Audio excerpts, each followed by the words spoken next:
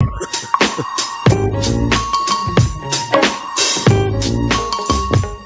back. Definitely planning on coming down. First, you got to get up. Get up and move your body. Hey.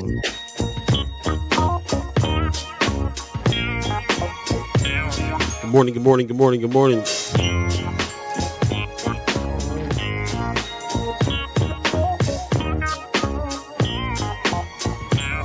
First Sky Omaha Radio, First Sky Omaha in the morning. In the morning. Got to get up and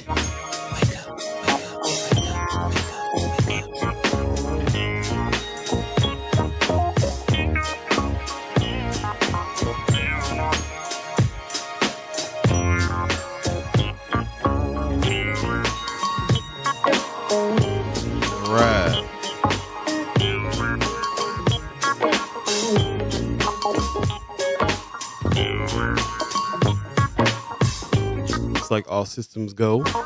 Man. Everything locked and loaded. Check 1 2 1 2. Phone check real quick. Phone check, homie.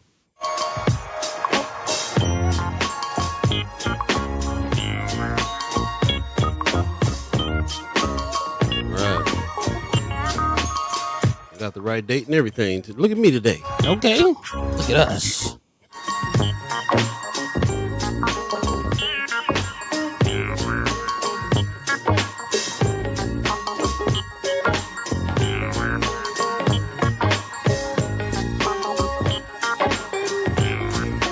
Set up, raring to go. Man. Good morning, good morning, good morning, good morning, good morning, good morning. You're listening to First Sky Omaha Radio, First Sky Omaha in the morning. In the morning. Paul B. the Dove, Buddi3 Da Gawd, Hey. all of you chat chimers, ghost listeners, radio listeners. Thanks for joining us on this Wednesday, October 25th, 2023. Yeah, man. Man. Fresh edition, First Sky Omaha Radio. It's going down. You're flying by, man.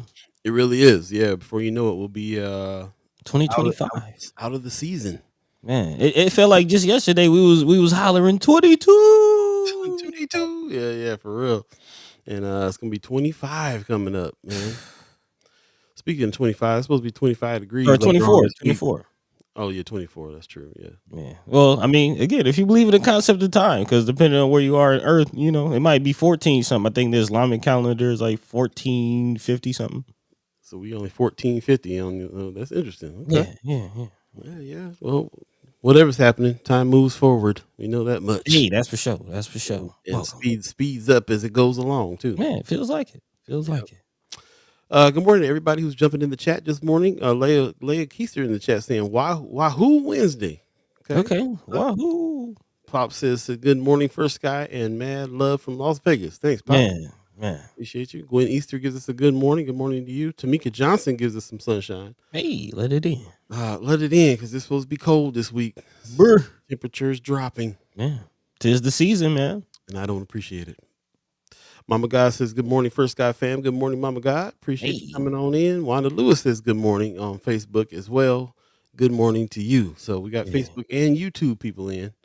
So it sounds like everything is going well. And I already got some feedback from the 630 Club over here on the radio channel. Appreciate you guys very much for getting up and checking out the mix and appreciating the mix on First Sky Omaha, the listen button. Man, vibes. Vibes. Yep. Man, I'm surprised, but I don't know. If the ghost listeners are out there, I'm expecting more people to come through the chat. Kind of trying to hold my excitement. Today's the day, man. Let's just call it what it is, man. Let's keep the energy high. They're coming through. Most definitely. I definitely was been on the phone for the last couple of days talking to folks. Special guest coming in, Wille Barney from the Empowerment Network will be here, and messed up and put a call out for people to put their questions out. and hey, y'all answered. For sure. We definitely got more questions than we'll be able to ask this session. So we'll have to ask him to come. As soon as he comes on, can you come back right away? So man, yeah. We'll have to run a bike. Judy Prinzler gives us a good morning, people. Good morning to you. How's your health, Judy Prinzler? What's going on with you? Yeah. She had a hip treatment. You said? Yeah, is it coming up or has it happened already? Let us know what's going on with you. We like to stay up to date.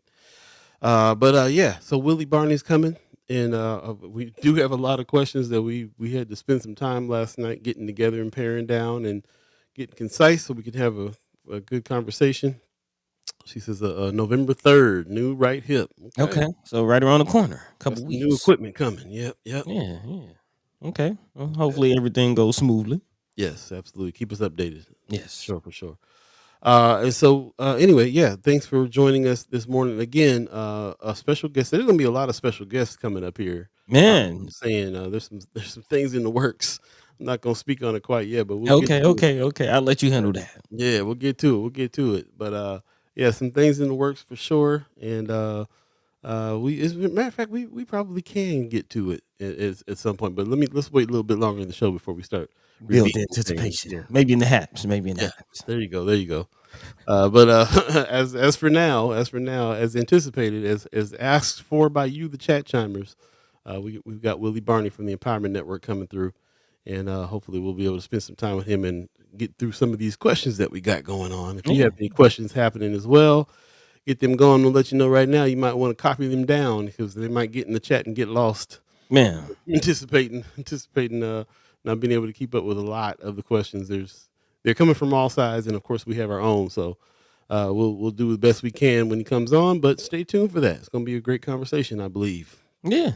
Here on this Wednesday, I'm not sure if we'll be able to talk about any other topics, but as always, if there's anything else happening that you want to mention, want to acknowledge in the community, again, this is a conversation, community roundtable, whatever you want to call it, man. We're just here to talk about the issues and talk about the community. So definitely chime into the chat, let your mind be free, let your voice be heard. As Paul said, get your questions ready.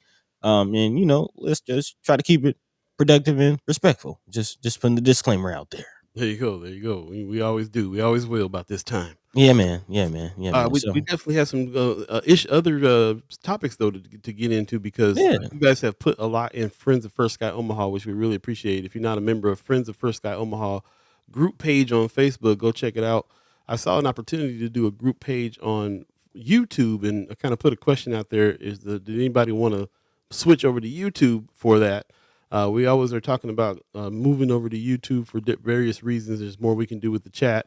We need to build up our audience over there as well. And they have some functions over there now where you can have group chats and stuff like that going on behind the scenes on YouTube. So if anybody's interested in any of that, let me know. And we'll see what's going on. A lot of people say they like Facebook for different reasons, though. I mean, we'll keep doing it in both places, but we're just trying to figure out how we can consolidate all the conversations and things. And we'll keep on trying to do our best on that. So, yeah, man. Appreciate that. Vaughn Chapman said he's present. Good morning to you. Hey. Yep. How are you doing this morning, buddy? What's going on? I'm all right. Could have used a couple more winks, but it is what it is. We here. Yeah. Try to keep the energy high. Like I said, man, we're here. Definitely excited. Looking forward to today's show, today's conversation. And just looking forward to just life, man. A lot of things happening. Again, we're still keeping our eyes on the 1024 situation, 531. Just looking forward to the development that's coming into the city, into North Omaha. What's going to happen from that? What's not going to happen? I think there's going to be, some years of conversation about that. So I'm definitely looking at that, of course, looking at the election coming up. So a lot of things happening, Yeah. Just trying to stay on top of it, stay fresh. Of course, in the midst of life, and I hear that. Yeah, man. How about you, man? I'm doing all right, man. Like the same with you. I could have used a few more winks this morning for sure. Kind of was up late, had to get up early, so lots going on. But just trying to be here, trying to be ready, keep the energy up and all that good stuff. It's a busy time of year, lots happening all over the place with me, so I'm kind of nonstop working day and night right now, trying to reach a goal, trying to get to a certain goal. So yeah. So hopefully I'll do that and I'll be able to ease back a little bit on have a little bit better work-life balance here coming up soon. So oh yeah. So and on that note, man, shout out to everybody out there on the grind, just kind of working throughout the year. I feel like this year, especially with the seasons changing, the seasonal depression, people getting just kind of bogged down, tired, on the rat race, if you will. just keep motivated, keep going. Final stretch into the year. Let's make it happen. There you go. Judy Prince said, giving you both some winks. Hey, thank you. Thank you. I see Kimmer Snipes in and didn't come in and say nothing to us, but talking to Von Chapman already. She said good morning, everyone. Oh, she said it. Okay. I got you, Kimmer. About to talk about her. Already hop on some next. Nah, we always love Kimmer Snipes. How you doing this morning, Miss Snipes? What's going on with you? Appreciate everybody that's jumping in, man. I really enjoy the first 15 minutes of the hellos and good mornings. That's what it is. That's what it is. Decorum. That word has been coming up a little more and more in conversations as far as decorum, just in society in general. I'm sure we can see some areas, reports of some areas where it's like, yeah, you use a little more decorum out here. So, let's live alive, even if we're digital right now on the screens. We still have some human element, man. Let's check in. Yeah. How you doing? I always like to iterate about that, about our chat. We got the best chat in the world because we kind of understand that we all are talking to each other as if we're face to face. Yeah, man. And our chat chimers use the chat that way, and I really, really appreciate that because it don't happen nowhere else. People like to put anonymous craziness up on chats all the time, and let their worst selves come out on the chat. But over here, everybody lets their best selves come out on the chat. It's quite the contrast. So. It does feel good to be around, some decorum and some intelligence and some, it feels good in the morning to have and to build the family, build the tribe this way as well. Yeah, man. It feels really good.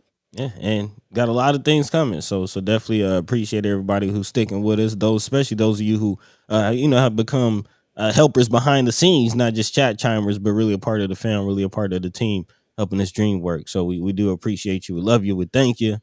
And yeah. For sure. Sue Kessler Hagen gives us a good morning. Yeah, welcome back. Welcome back. Days in a row. Appreciate that. Yeah. Christy Nor in the house says good morning. Good morning, Christy Nor. I know you got some things coming up with the election season happening. You always get real busy around that time. So let us know what your plans are for what you're going to do to rally. Stacey Jean in the house. Good morning, First Sky Omaha family and friends. Appreciate you, Stacey Jean.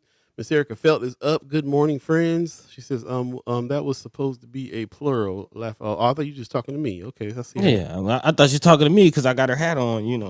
Hey. hey. There you go. She was talking to me. Brother Kasim is in the house. He gives us a piece. Good morning. Assalamu alaikum, brother. Yeah, man. They got some big news happening as well, man. We'll talk about it in the haps a little later on, but. Yeah, special guests coming to town, all kinds of good stuff going on, man. Yeah, man. We'll definitely be talking about it. I can go ahead and show this one now, brother. Dr. Umar Johnson's going to be coming through for the Black Agenda Alliance 4th anniversary, man. I can't believe it's been 4 years already. It got a lot done in 4 years. A lot done in 4 years. Actually, yeah. Yeah, including the land and everything else. But yeah, Dr. Umar Johnson's coming through December 2nd. We'll talk more about it in the haps, and of course we'll have Brother Kasim on to talk about the trip as well, and I do believe we'll be having Brother Johnson on ourselves here on the show. I might as well let him know. Yeah. So there's some more special guests happening, and it's going to be very, very interesting conversation as usual. Yeah, man. As it is with this brother right here. So shout out to Black Agenda Alliance, man, for putting these things together, man. They're working hard and doing a lot. Shout out to you guys, man, for real. Man, yeah. Yeah, Kim already said she got her ticket. Yeah. She owned it. She owned it. I love it. Oh, man. Yeah. So, yeah, definitely tap in with the BAA. They putting in the work.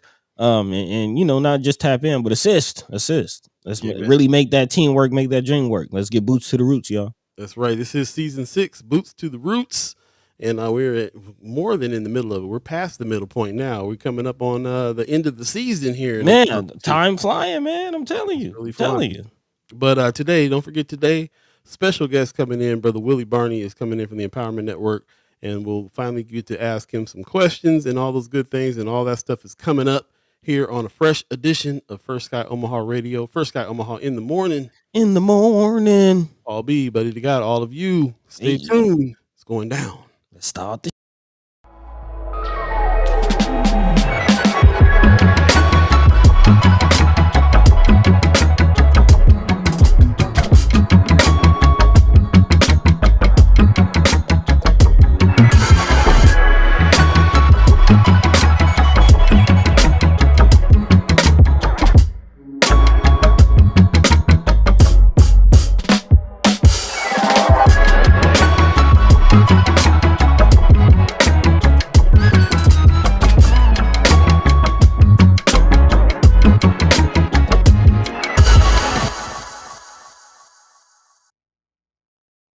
Good morning, good morning, good morning, good morning. Thanks for joining us once again. First Sky Omaha Radio, First Sky Omaha in the morning.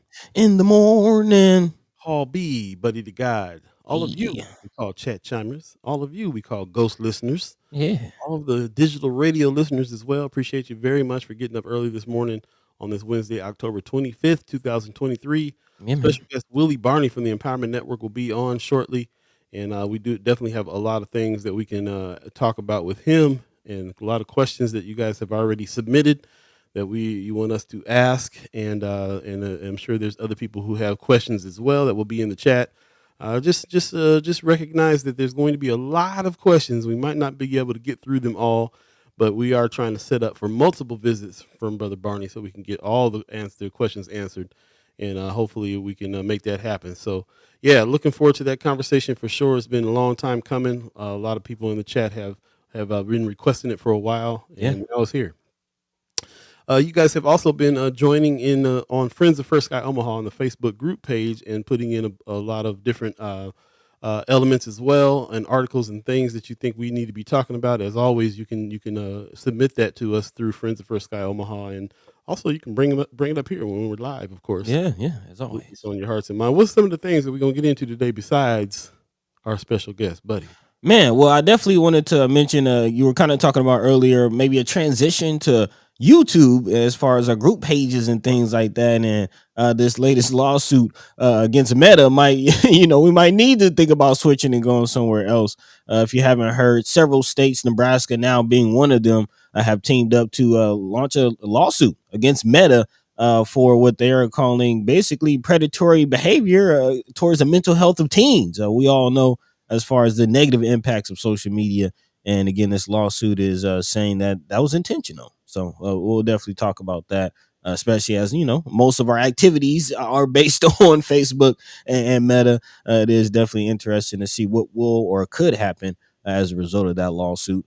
Also, in other news, new nonprofit restaurant coming to downtown, or not downtown, but Dundee. I don't know if any of you skipped a little bit. Say that again. I said a new nonprofit restaurant coming to Dundee. Yep. We'll talk about that. This is not a very frequent thing. Again, we talk about nonprofits. We talk about for-profit businesses, but this is interesting. Again, a nonprofit restaurant is not something you see very often. So we'll definitely talk about hear who's going to be working there. So we'll talk about that coming up. Oh yeah. They definitely have a mission worth talking about.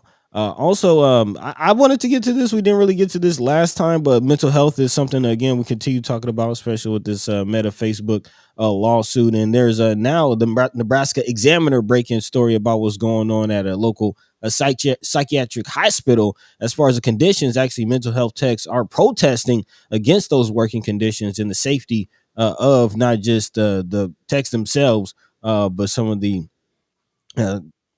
patients, I guess. I don't want to say the wrong term, but again, some of the residents living in this hospital, a very, very dire situation. So we'll definitely have to talk about that and more. Again, if there's anything on your hearts and minds that we're not discussing, always feel free to let us know. And that's Paul mentioned, time into the chat. Let your minds be free. More importantly, let your voice be heard. And that's what we're here for. Absolutely. Kimra Snipes is giving us an update on her and things she's got going on. She says, I didn't get an interview for MCC board. Oh, here, I said I was going to start doing this. Let's try this. Okay. I did get an interview for MCC board and was the only applicant who ran for the seat and who's been elected previously repping South O. Interviewees are all white people, no shade. She says, I knew it as soon as I walked in the room. Okay. Got that feeling. She also saying, Councilman Hug got one more time to get smug with me before he meets Advocate Kimra. There you go. I mean, it seems like he's not making a lot of friends on the South Side. I wonder what's going on. Yeah, we never really got to get into that too much. Like a lot of the groups that didn't like that situation. So this doesn't sound. I'm not hearing nothing more positive coming. So I don't know. We'll see. We'll have Kimra on and maybe talk a little bit more in depth about what's going on in those areas as well. Also, Miss Erica Fell says, Betta just shorted my check by $32 this month. How do you determine that you got shorted by him? You adding up hours and stuff. I'm not sure how that works. So I'm just really wondering. Also, Miss Erica Fells also saying, Kimmer, you're the only one who applied, but they're not interviewing you. She said his attitude, talking about Hug, his attitude is as if he earned that spot.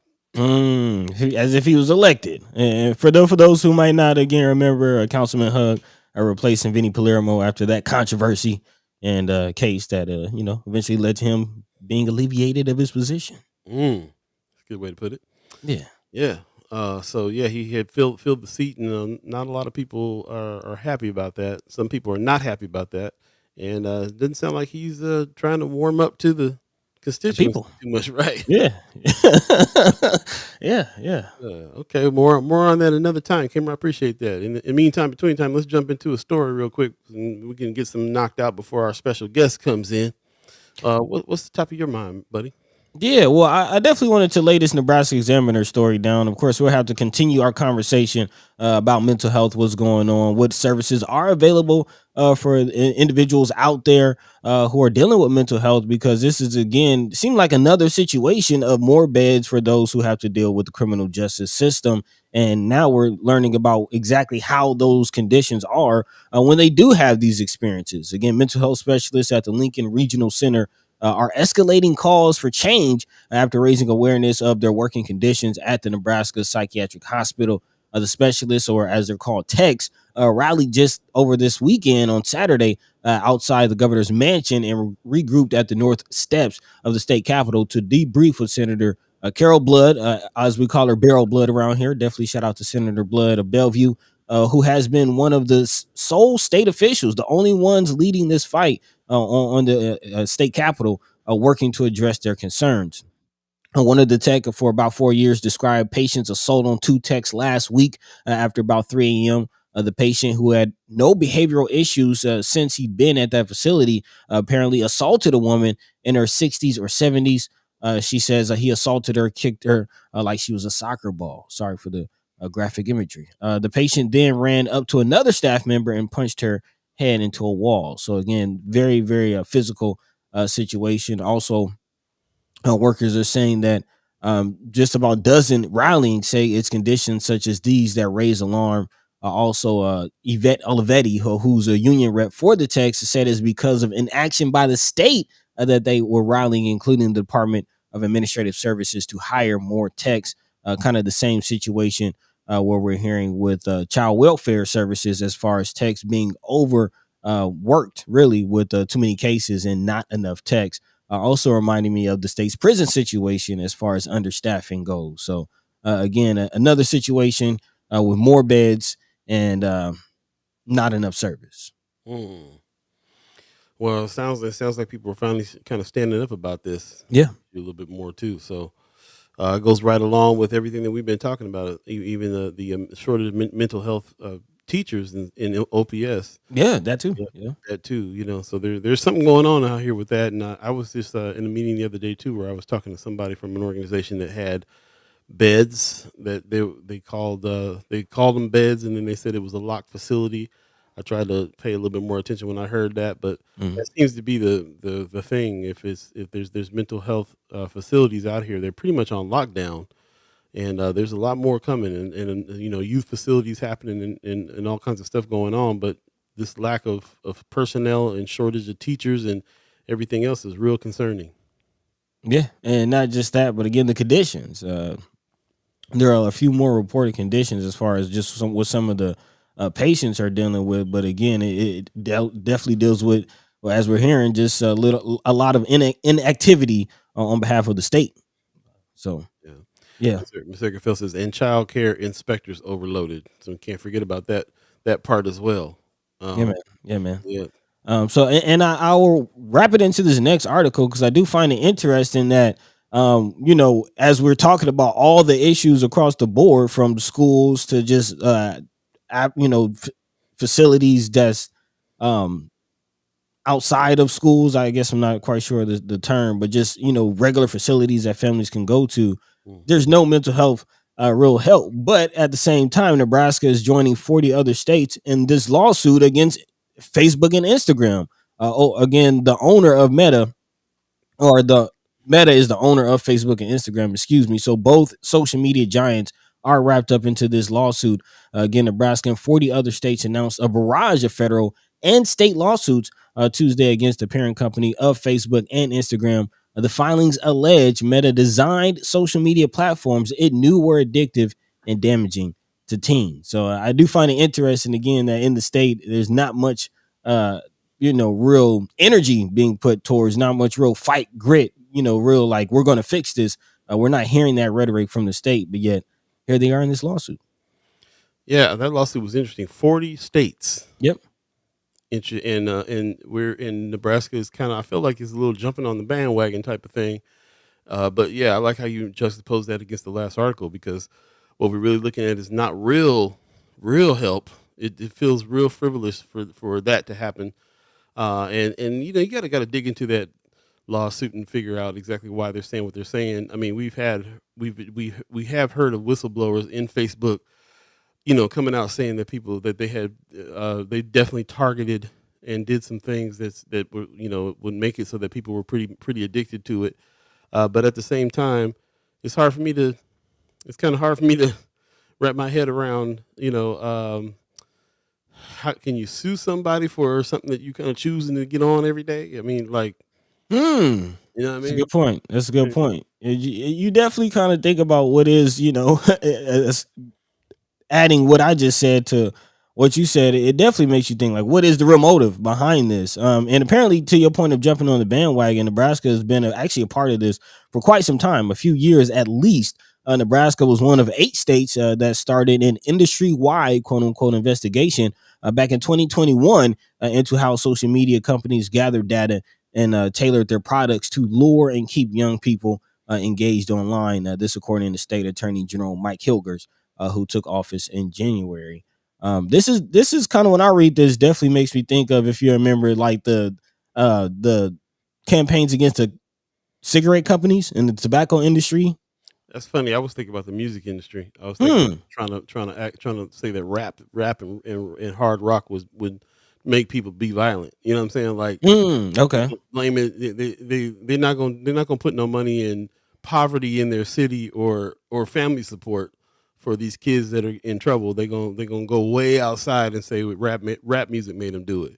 You know what I mean? Like, that's the vibe it gives me. This lawsuit. Hmm. That's the vibe it gives me. So I don't know. I mean, we talk about it all the time about like how social media can be detrimental if you don't have any control over it. Right. And can't really control your life and so on and so forth.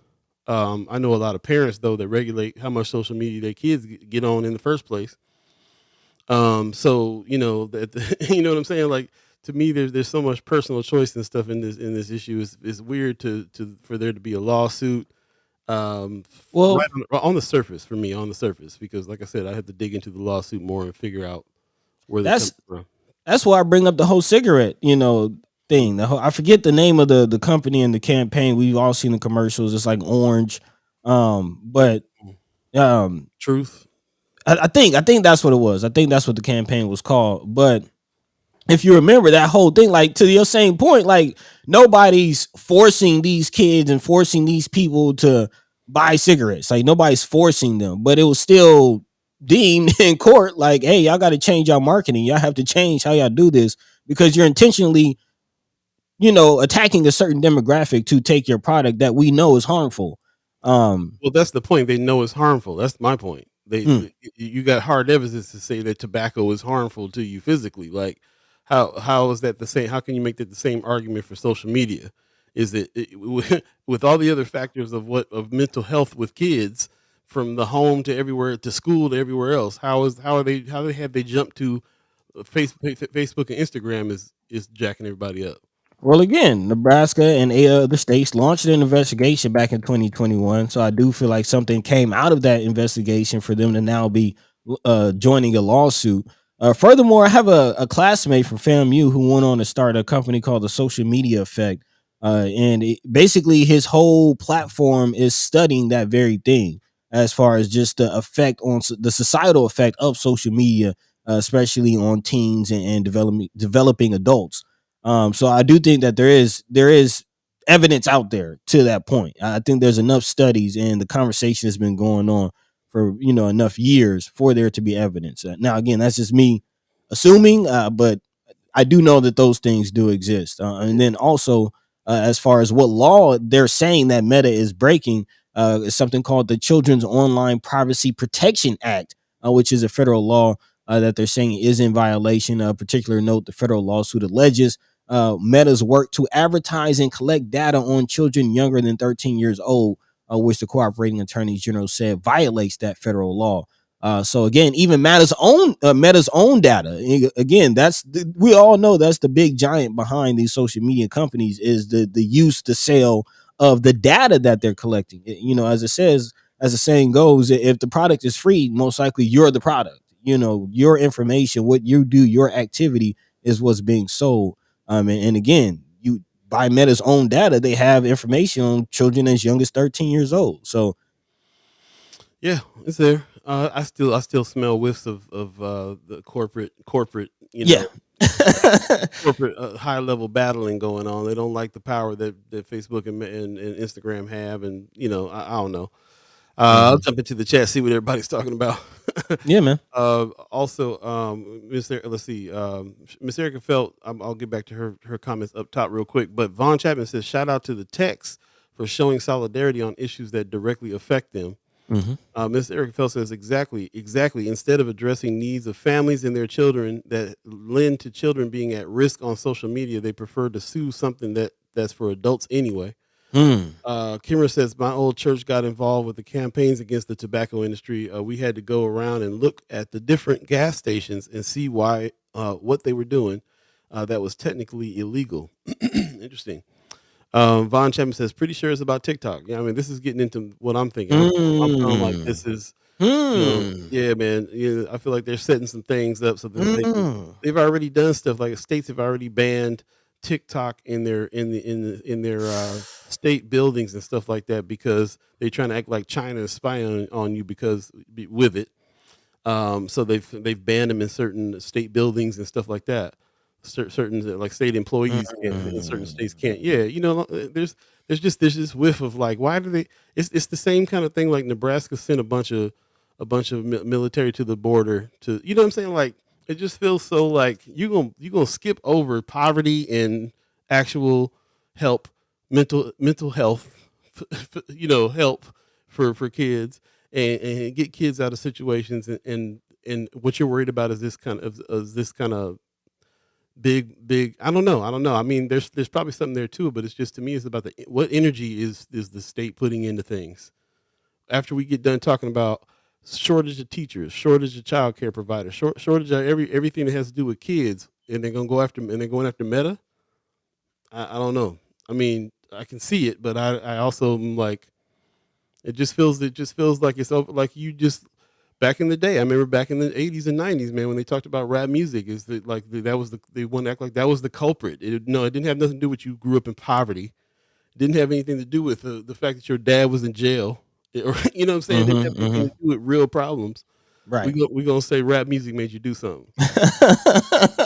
Yeah, and ignore all the factors that made rap music even appeal to you in the first place. Kimmer in the chat says, I think locally it was MOTAC, Metro Omaha Tobacco Action Coalition, and it was more about the targeting practices that companies were using. Again, the tobacco situation is you can get lung cancer. I mean, they have, when they proved that tobacco was bad for you, then I can understand why they would be really targeting companies that were going after marketing it to kids, carcinogens to kids. This seems a little bit more abstract to me. Mark Manor in the chat, good morning. He says, people like Hilgers just want to control social media because they feel that social media erodes their control and grooming of their target demo of youth in small towns. Interesting perspective as well. We're sitting here on Facebook right now. The entity that's getting sued, able to have some dialogue and some conversation that is hopefully creating a more well-informed group of people. We're trying to do some good on it. So I mean, there's that part too. This is not all just it's. I mean, to me, there's a lot to it. There's more control. There's more corporate control. There's a lot of things here at play more than just we're looking out for the youth. Well, to that point, one, I think there's a couple tracks where a lot of us are on point with. I think one, Von Chapman is head on the nail as far as this TikTok situation, because even in this article, Meta isn't the only company being sued. Actually, Tennessee has already began a separate legal action against Chinese owned social media platform TikTok. Tennessee Attorney General Jonathan Scrimetti said the multi-state investigation began with the mutual recognition that teenagers' mental health. So again, that is kind of the data that you're talking about. I guess they're correlating the mental health data that's coming out. The fact that again, it is showing that mental health is worsening, suicidal ideations is more prevalent against youth. Those types of things. He and other discussed research showing declines related to increased use of social media. So I guess again they're correlating the decline in mental health with the incline of social media use. Scrimetti criticized Meta's actions on the score, saying they have constantly used the data that they have to refine their products and make them more and more difficult to stop using. They made them addictive and targeted them at kids, which is interesting. Again, not just that, but the timing of it all, because as y'all talking about it, you also remind me of the countless amount of congressional hearings with Meta and other social media platforms during election time, and looking at the impact that again these social media platforms have during elections, which is coming up right around the corner. So this whole timing is very, very interesting, very peculiar. And yeah, it's not about. I think we can all conclude now through this conversation that it's actually not about the mental health, but more. I think it's both. I think it is. When kids are in trouble, I think they're gonna. Social media sometimes won't help that. I think that these groups are also, if they are targeting kids, not a good thing. If they're selling kids data, not a good thing. I think all those things are also. I think they're true at the same time. But I also just think that this is also the new tough on crime for people. This is the new. We're gonna be tough on. We're gonna be tough on the new tough on crime is partly controlling social media. Let me jump into the chat real quick. Getting away. Miss Erica Phelps says, I agree that if a person is experiencing mental health concerns, that social media can be dangerous. So can alcohol, shopping, sex, etc. When your mental health is Faltering. Right. That's what same thing there. Whitney Richardson in the chat. Good morning. Says I think so too, because Meta has been breaking privacy rules forever. So yeah, they've been doing some things for sure. Also, here's a comment from Tuff Anderson. Good morning. Says Nebraska does not have to have received any information from an investigation to join others. Nebraska has a strategy to achieve its right wing's suppressive actions. Definitely feel that way. Let's see. Miss Erica Phelps says instead of addressing what NWA rapped about, they wanted to spend money to ban them talking about it. Right. Going back to that.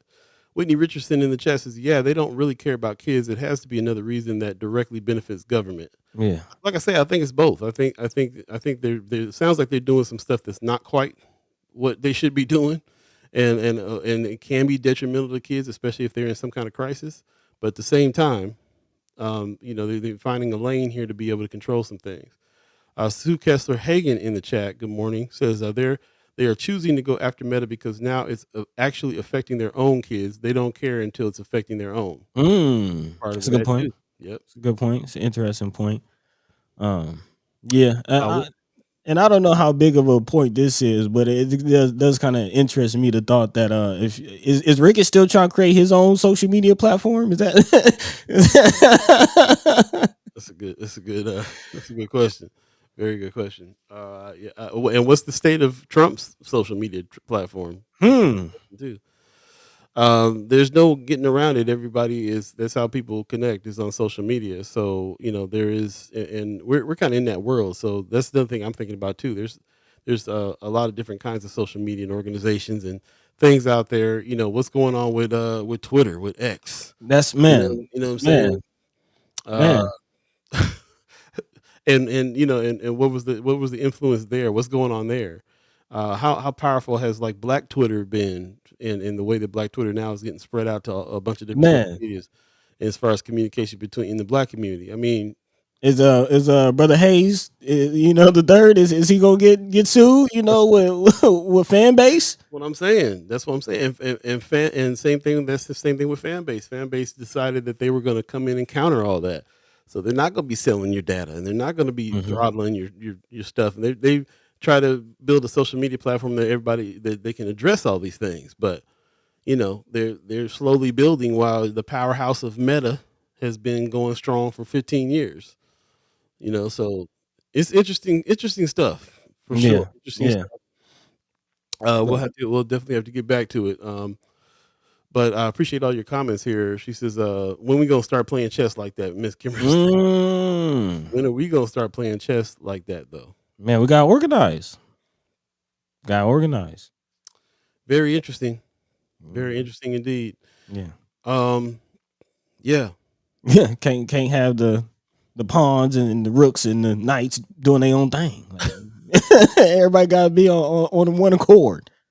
It is 7:41 right now. If you believe in the concept of time, a few more minutes, we'll have Brother Wille Barney on from the Empowerment Network and getting set up for him and get your questions together there. Like I said, we have some questions together here as well, and we'll try to get through them. If you're just joining us, fresh edition of First Sky Omaha in the morning. Hey. Stepped on your line. Almost stepped on it. Yeah. Held back. Yes, so we have special guest Wille Barney will be on very shortly.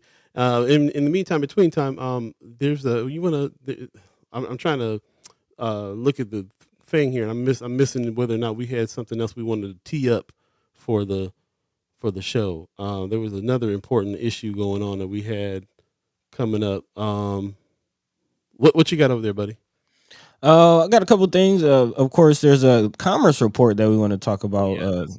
That's it. The Commerce Department designates 31 regional tech hubs to boost American innovation, manufacturing, and jobs. And again, this coming down the pipe as soon as in tandem with the economic development that we're expecting to hit North Omaha, and a few iHubs coming to our community as well. So We got to figure out what that means, how that's going to affect Omaha, or how that's going to affect Omaha in particular. You know what I'm saying? yeah, as far as the iHubs. Yeah, as far as these tech hubs that they're coming around the country, that's kind of what I wanted to talk about. Yeah. And again, we've spoken to the senators, we've spoken to the DED, trying to figure out exactly what those iHubs will be, where they're going to be, as mentioned here on the show. Actually, Senator McKinney, who I believe was behind that portion of the bill, Mm-hmm. I did mention that again. There were still a few out that will be designated, but it doesn't sound like anything as far as any certain plans have been set as who's going to get the iHub designation. But again, this is a press release from the Commerce Department, and it states today, U.S. Senator Maria Cartwell, a Democrat from Washington, chair of the Senate Committee on Commerce, Science, and Transportation, applauded the designation by the Department of Commerce of 31 regional innovation and tech hubs, including Spokane-based American Aerospace Materials Manufacturing Centers, designation as a U.S. tech hub to aerospace materials manufacturing. The Tech Hubs program was established by the CHIPS and Sciences Act, with Senator Cartwell spearheaded. So again, let's look at what this list of 31 places are. Yeah, I don't remember seeing us in there. No, it does not look like Nebraska has been designated as That's that. why I'm wondering about. We have these tech hubs that we got laid out and that are supposed to be coming. So, and now you can see that there's a lot of people applied to be a tech hub. A lot of cities, they chose 31.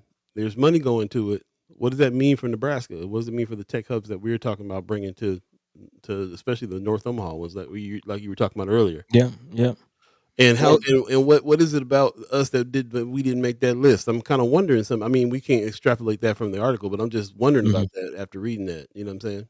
Well, it definitely is worth bringing up to the senators on Monday when they come in, because I do recall them stating that they did go. There's some tech hubs that will be down here in Georgia. There's a few in South Carolina, as I mentioned, Washington. And senators have been traveling to these areas to research these things, to bring these very ideas to the area. So I do know that they're in the conversation. I do know that they're aware and are eyeing the implementation of these things. But yeah, it would definitely be worth more questions to see why we're not on this list, or what this entails for Yeah. the future. But again, as I mentioned at the top of the show, man, a lot of interesting things to even look for in Omaha because again, although it's not exactly this tech hub, we do know that there will be some innovation hubs and these types of activities happening in Omaha. So yes, to your point, what does that mean? Yeah, that's what I was thinking. We probably gonna end up getting them anyway. I'm just wondering how that means in the grand scheme, though. But we can come back to that 7:45 right now. If you believe in the concept of time, we got a special guest waiting in the wings. We can go ahead and bring him in, ladies and gentlemen, for the Wille Barney from the Empowerment Network in the house. Good morning. How are you? Hey, Hey, good morning, brother. Good to see y'all, man. Appreciate you allowing me to come on. Looking forward to the thanks. conversation. Thanks for joining us. Thanks for joining us. So welcome to the conversation. Welcome to First Sky Omaha and all of our chat chimers. Again, we've definitely been anticipating this conversation. So excited to have you on. Learn Very more about what you Appreciate it. do. Likewise. I think the last time we talked to you is we was Mind and Soul over there, Malcolm X. Yeah. We're still on right, lockdown. Yeah, it's been a minute. Yeah, A it's little been a bit. minute, but I'm looking forward to it. And even just in light of what I just heard you talking about with this technology hub, Okay. that's the real conversation. That how are we aligning ourselves? And I don't know enough yet to know why we're not identified. But you're talking about the future. You're talking about AI. You're talking about development, entrepreneurship, all the things that we need in our community. So it'll be interesting to see where we are with that. But anyway, I'm jumping Very ahead. true. I'm Very looking true. forward to the conversation. Well, I appreciate you taking the time today too. First and foremost, we kind of just want to know how you are as a human being. How are you as a person? How's life? Man, I How's appreciate that life? question. Don't get that very much. Yeah. Decorum. No, I'm good, man. I'm blessed. Family's doing well. Just thankful, truly thankful. My son, my daughter, my wife, everybody's doing well. It's been good. That's good. Health is wealth, bro. Health is wealth. Yeah. I'm telling Definitely. you, I know it firsthand. Anybody out there listening, health number one. So I definitely reinforce that. Yeah, that's good. Well, just to reiterate, everybody who is on our chat channel, we kind of built a family here. We started this off as kind of you know where we came from, the whole morning show with Mind and Soul, so it was kind of targeted to everybody. But this has morphed into a conversation with maybe 50 to 100 people that we call chat chimers. That now they're kind of our co-hosts. If you read the chat along with what we're talking about, they jump in and they have questions. We told them to bring their questions out. A lot of people sent us some questions offline. We'll definitely have some questions.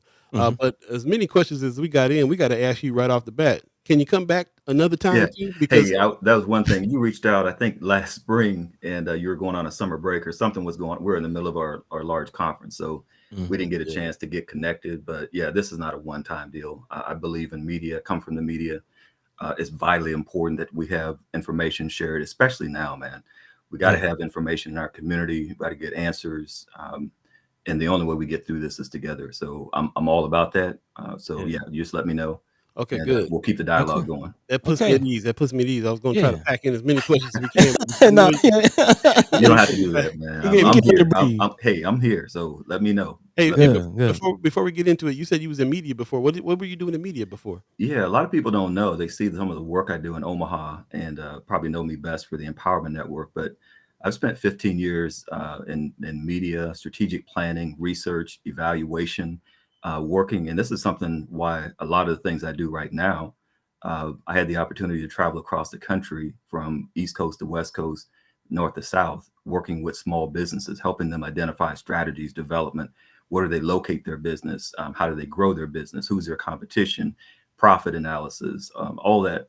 That's basically what I did, from large scale Fortune 500 companies to small fish shops in Carbondale, Illinois, or East Coast, West Coast. So strategic marketing, strategy, development, research, using data to inform teams. And the last part that I did before I left to start the Empowerment Network was cross-sector teams. That's bringing different sectors together, different departments together to identify a common vision, a plan, and a strategy.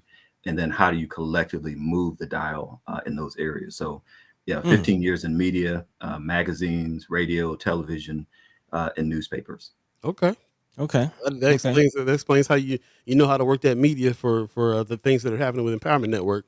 If you could give us a brief rundown, just a kind of elevator pitch of what Empowerment Network does, mission and goal, just for the people out here that don't really know what Empowerment Network does. Could you let us know?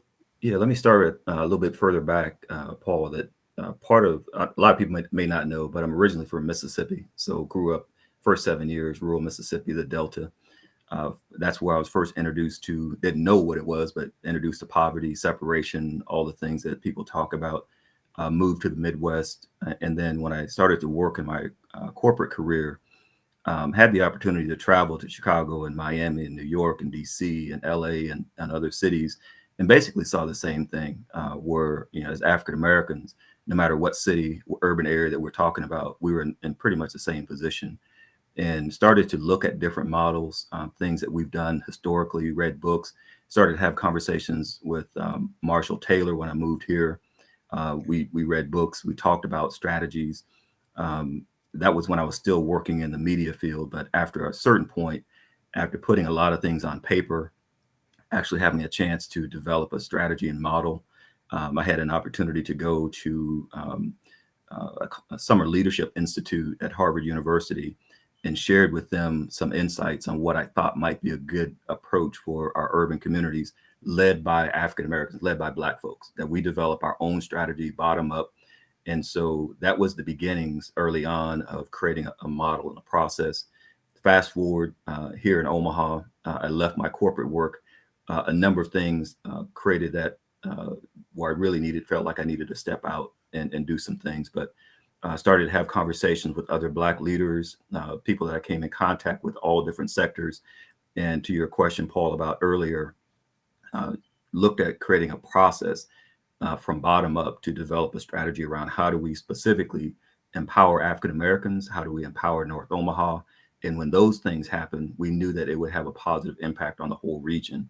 So the Empowerment Network is the organization that now facilitates, and it's comprehensive, it's collective, it's all about collaboration. Those agencies, organizations working together specifically to move the dial, working on employment, education, housing, violence prevention, and some other areas. But so the initial grassroots community-based agencies, organizations working together has led to over 8,000 people providing input on this plan. And that's now transitioned into what we call the transformation plan, with specific benchmarks and goals over a 10-year period. So I'll stop there. We can get into some more details, but the Empowerment Network is basically a collaborative approach, comprehensive approach where agencies, organizations, leaders, pastors, neighborhoods, elected officials can align work and get things done. Okay. You have a event coming up, this summit happening. Yes, Tell us a little bit about that summit. Yeah, I'm seeing some posts there. Good morning, everybody. So yeah, before you go, we often advise our guests to don't look at the chat. Okay. We'll read, you can get lost and caught up there. We'll read. All right, so I'll stay focused on you all. So the leadership summit. Back when we started, 17 years ago, it started primarily as 100% actually as African Americans in the room, and developing our own strategy. So rather than something on the top down, it was really, how do we get in a room? Everybody has an equal vote. Everybody has a chance to put their ideas, strategies, recommendations on the board. So we have continued that once a month. This was prior to the pandemic. Every month, second Saturday, we'd be at North High. We'd have anywhere from 50 to 300 people come out, participate in those meetings. We'd also, in 2012, we thought it was really important to keep that African-American centered development strategy, conversation, collaboration going. So we launched the African-American Leadership Conference. That grew from 150 participating up to 700. And then actually we're, I think, 800 again, right before the pandemic hit. So it's an opportunity to bring people together, leaders from different sectors. And people say, well, who's a leader? It's emerging leaders, it's seasoned leaders, it's high school, it's college. Anyone that is an influencer, leader in whatever sector, you decide and come and participate. But it's an opportunity to do an update of what's going on. This year is specifically focusing on what are we doing to support and grow Black-owned businesses, whether that's leaders supporting those businesses, professionals, community folks, residents. How do we support and grow Black-owned businesses? And then how do we utilize that to grow our community? So that's coming up on November 6th. And really, again, it's an opportunity for us to realize the opportunities that are in front of us, the challenges that are in front of us. But at the heart of it, the message that I really want people to get is it's only through us working together. And we have to have more of a focus on business development and that will then infuse and help our community development. Okay, and this is the summit that we're talking about right here, the African Yep. American Leadership Summit, Black Expo. Mark your calendars down November 6th, 2023 at the Hilton. This is a ticketed event. You'd have to register and get tickets for this. Yes, yes, and we try to keep it extremely reasonable. Obviously, there's a cost that we have to pay having it at the Hilton, but it's a space that meets the needs of what we have. And you have national speakers, local speakers, and the whole day is going to be all about continuing to update the strategy, ideas, recommendations. And again, there'll be at least 30 or so businesses there, Black-owned businesses. The goal is to put collective economics in motion and action. So at every one of our leadership summits and conferences, we highlight Black businesses and we encourage those that are in attendance to support those businesses, and not just at that event, but to support those businesses throughout. Okay.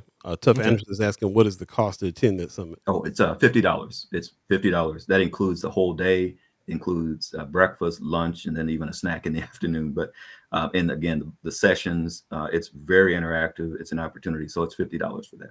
Okay, cool.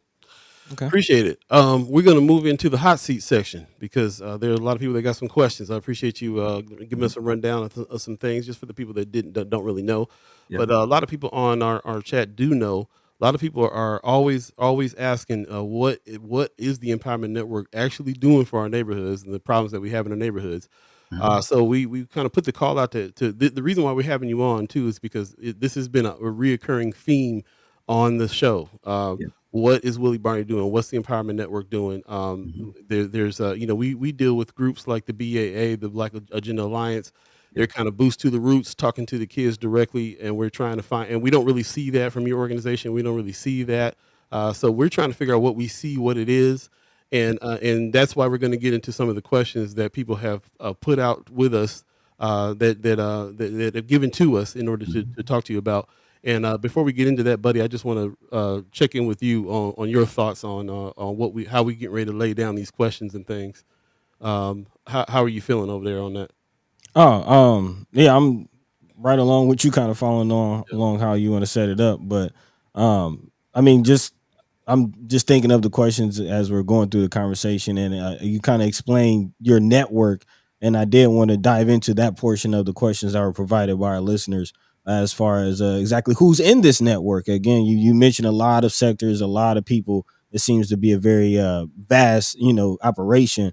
As far as political alliances, are you bipartisan? Are you working with majority Democrat, Republic? What does that look like? And what are your relationships specifically with Democratic officials? So we have some questions too, and those are within the question that we have, but also with the constituents. And I just want to make that clear. We have some questions, and we also called out for people to give us some questions. Did you want to? Were those questions you were posing right now, Buddy? Yeah. Okay. We can pose those because that goes along. Those are things our listeners want to know, and we would like to know as well. It's kind of more details about that network. Sure. No, I appreciate it. Let me jump in with that, and then interrupt me if I'm not hitting where you need me. Okay. But so, what is the network? And that we get that question even locally and nationally. What is a network? So there's different components of it. There is the main piece of it where a lot of the strategies, ideas, recommendations come from is we have a second Saturday community meeting. That is the hub. That is the core.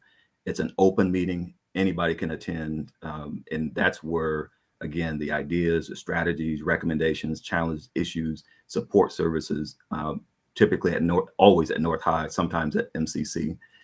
That's a part of the network. So there's no application fee. You come and attend. And people say, well, how do I become a part? Come and attend, participate. That's one component of it. We also have then collaboratives, for example, violence prevention, which I know there's questions about 360. What is that? What does it do? That's a weekly meeting, Wednesday at 2:00. Again, it's an open meeting. It grew from 7 people to sometimes 100 plus that are in the room around that. There's no membership requirement. People can come and participate. Some come every week. Some come when there's an issue. Some come when they have a solution or recommendation. So the network is truly a network of organizations, of people participating to help move the dial. Is it affiliated? It is a nonprofit 501c3. Because of a lot of the work that we've done has been in North Omaha, that tends to be more democratic as far as elected officials. but we have set our strategy. We work with anybody that's in the chair.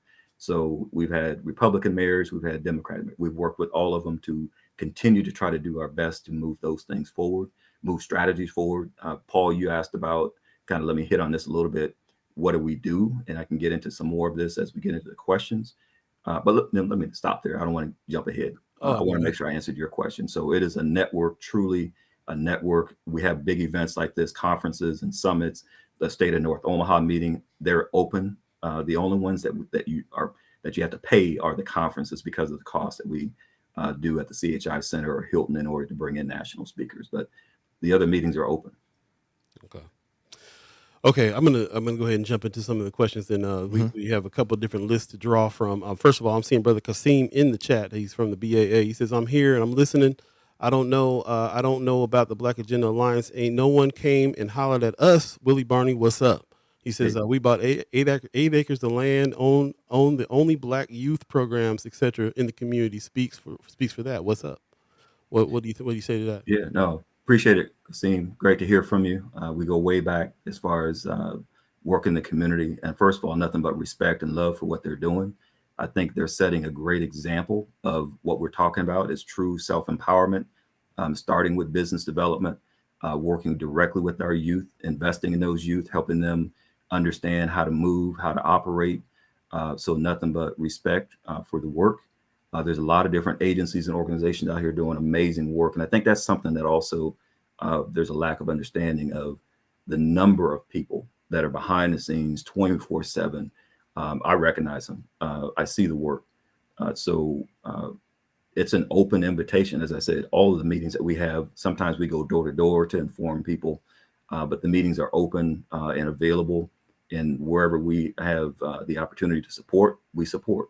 There have been people that have come over the years with an idea, a vision, and we've sat down. I've shared with them because nonprofit space for me, I didn't know nonprofit space 17 years ago. So I had to learn the hard way in learning and researching and talking to people and looking at different models. So nonprofit, again, I came from the corporate sector. So nonprofits was completely new to me. And one of the things I've tried to do as new people come in and I realize they're not a nonprofit, they're doing it the way that I recommend people start with the business. And then you don't have to worry about going to somebody else to get a check.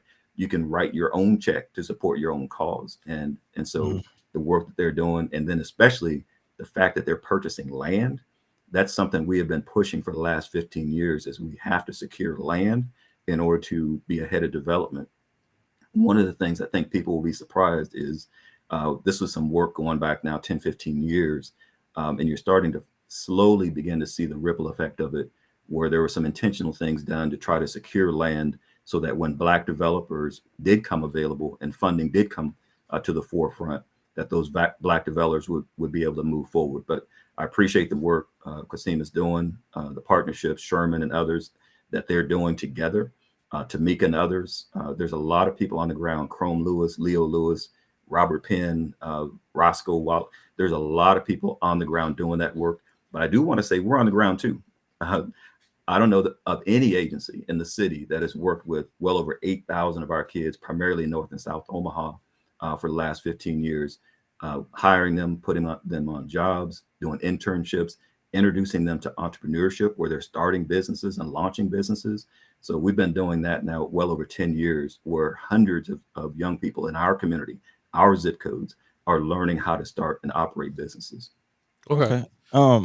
I do want to interject kind of in that one thing that has been kind of prevalent in our conversation and a big question we have as First Sky Omaha, going along with the spirit that, our last season was themed teamwork makes the dream work. And, we're hearing what you're saying as far as everybody wanting to work together. But I am hearing it sounded like you said, but we're in the streets too. Why are you not in the streets together is my question. Like where is the collaboration in that? How much are you, as far as Empowerment Network or whoever else is in your network, working with the BAA, not just recognizing, but working together? Like where is that? That? We're totally open to it. We work with a lot of different players. And let me be real clear on it, is that we're working with youth in many different places. At just a couple of weeks, they had North High is a year-round program, part of the youth employment program, part of Youth 360. There's a lot of different people doing the work. And I say we, it's collaborative, it's agencies and organizations, totally open. I think Kasim and I, back in the spring, I think it was the last time that we were in a meeting together, and he was talking about some of the work that he's doing. And I think, and he can correct me if I'm wrong, I said, how can we build? How can we support?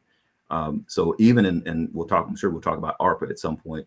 In our proposal within the Empowerment Network, we actually have nearly 60 organizations that are part of that application within the Empowerment Network. And many of them are grassroots, smaller agencies and organizations that would not probably have had a chance to get funded from directly from the state.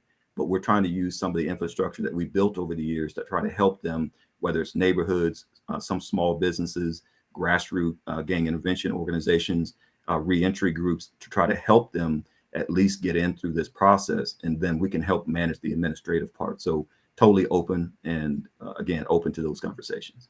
So that just takes me to another question, and then Paul, I'll let you interject or go to the chat, however you want to handle it.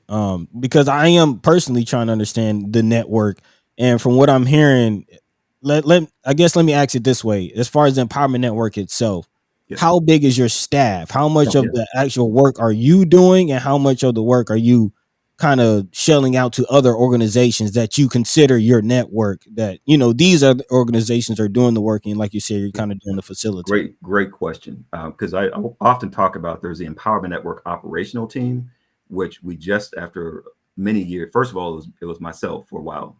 And a lot of people don't realize that for the first 5 years, because I was a business operator, that's how I paid my own bills, was through my consulting doing national work, which allowed me to come back to Omaha and basically donate time for 5 years, building and working together in the community to build. So the first person we hired was Vicki Quates Ferris. She's been with us now 10 years. And now we've grown to a point where we have a team, 7-person team at the Empowerment Network operation. And then we have 4 year-round coaches that work with our youth. So Step Up started as a summer-only program, and now it's year-round. So we have those 4. So if you put it all together, there's 11, and they have specific roles that they're implementing. And so let me step up, because that, I think, will help really identify how we work. So we raise the funds, we identify work sites for Step Up, and then we raise the funds and we subcontract to partners like the Urban League, Hope Center, Boys and Girls Club. So we subcontract, we help them hire coaches for the summer, and then they work with a certain number of youth. So I'll stop there, but that's an example of, as we raise funds to implement programs, there's a portion of it that we do, and then we work with those partners to also implement specific parts of the program. Okay. And sorry, one other thing. Absolutely. The question about how much work do others do, the network collaborative would not exist if not for those agencies and organizations doing the work on the ground in many different areas. And what we do is we bring them together. We work on collectively to identify what is the vision that we all have collectively. What is the data that will help inform our decisions? What are the things that are needed? Is there more funding needed? How do we push city, county, state? How do we go together to try to raise funds? Whether that's from ARPA, whether that was when the pandemic started and some of our health organizations needed some support. We went jointly and raised funds from Health and Human Services to be able to bring those smaller agencies and organizations together. And then we subcontracted with them to do the hands-on work. We then were responsible for reporting, administration, making sure the data is straight, the reports are straight. And that's when we're operating at our best, is that we use our strengths and the organizations are using their strengths to do what they're best at. That's where we've had the best return. Okay. And just wanted to kind of lay the narrative as far as Paul and I interaction with the Empowerment Network, as he mentioned back in Mine and Soul days, as far as what you're talking about with the pandemic. We were, we did see that firsthand. I'll say that. And again, that's a big question that has been asked here on the show. What does Empowerment Network do? And I can just say, in that point, personally attest to, I can see how you're saying this network worked as far as the pandemic and getting the information out there. I know Kimra was putting together some task forces, and I know a lot of that data was talked about in the calls that we would have with, just about everybody. Bill King was there, we were there, Chris Rogers, there were a lot of people there, so I could see that. And that's a great example of how it works. And a lot of people don't know that. A lot of people don't know that in the middle of, especially at the beginning of the pandemic, we convened, and Jonathan Chapman helped facilitate. Kimra brought us together, and we built on an infrastructure we had, and Kimra honored that. She saw how we work as a network, and she said, rather than trying to create something new, why don't we build on this? So we turned a monthly meeting into a weekly meeting, and we would have anywhere from 50 to 100 Black leaders on the line every single week, strategizing on where's the food getting distributed, where are the programs, who's, and when we got to vaccination, where's that going to happen, testing. So when people say Black leaders can't work together in Omaha, I refuse to accept that, man. There's been way too much time work that everybody know, but that was a perfect example where you literally had hundreds of Black-led organizations, elected officials, and others coming to the table every single week. And I think if you look at the overall outcome of that, the Black community in Omaha was better served than most communities around the nation. The data shows that. But I appreciate you bringing it up, because a lot of people don't know that is a great example of us convening, facilitating, working with leaders like Kimra and others to make sure that we have as many people at the table as possible. Sorry for the long answers, but y'all got me on a talkative morning. No, it's all good. Yeah, it's good. It's good. Go ahead, Paul. We do long form around here for sure. We're here to have a conversation. Yeah, we're here to have a conversation. Exactly. So I'm going to go ahead and jump into the questions, which is going to take us a little bit off topic, because I want to jump into some questions that some of the chat chimers have put together. And I'll start with some of the rapid ones, just for the sake of time here. It's 9:11 right now. If you believe in the concept of time, I know that you can't stay here for the whole show. So I want to try to get as many in as I can here before we get back to a couple subjects that I'm wondering about. First question, do you work directly or indirectly for Mayor Gene Stothard? No, I don't. We have, first of all, the Empowerment Network is 501c3, separate organization. So we have that structure. We partner with the city on a number of things like Step Up, where the city, and really have to give credit to the mayor, where she has invested $1 million in Step Up, between $700,000 to $1 million since she's been in office. And then we are able to allow to match that through private, public, other funds to basically create the Step Up program. And when people hear $1 million, $2 million, I want to make sure that they understand out of that comes wages, stipends for the youth. And that is the biggest area of how the funds are used. And then the second thing is coaches. So each of the youth has a coach that's assigned to them. And that's how we pay for the initiative. But no, I do not report to any public official. And that's one of the things that other cities are paying attention to, is much of this work in other cities has been driven out of public office. But in this case, is a community-based agency, so it's truly a community-based approach. Okay, sounds good. Brother Kasim, he says he's at work on the back of his truck working for my funding, so I can't reply. I'd like to, but I'm listening. We'll definitely have to have you back on a day that Brother Kasim can spend some time too. He has some questions too that we're not going to be able to get to today, and I'm sure that he's forming some replies. Let me jump to some more questions. Is Ben Gray part of the Empowerment Network? Ben Gray was one of the original folks to come together as a leader to commit to being a part of the process.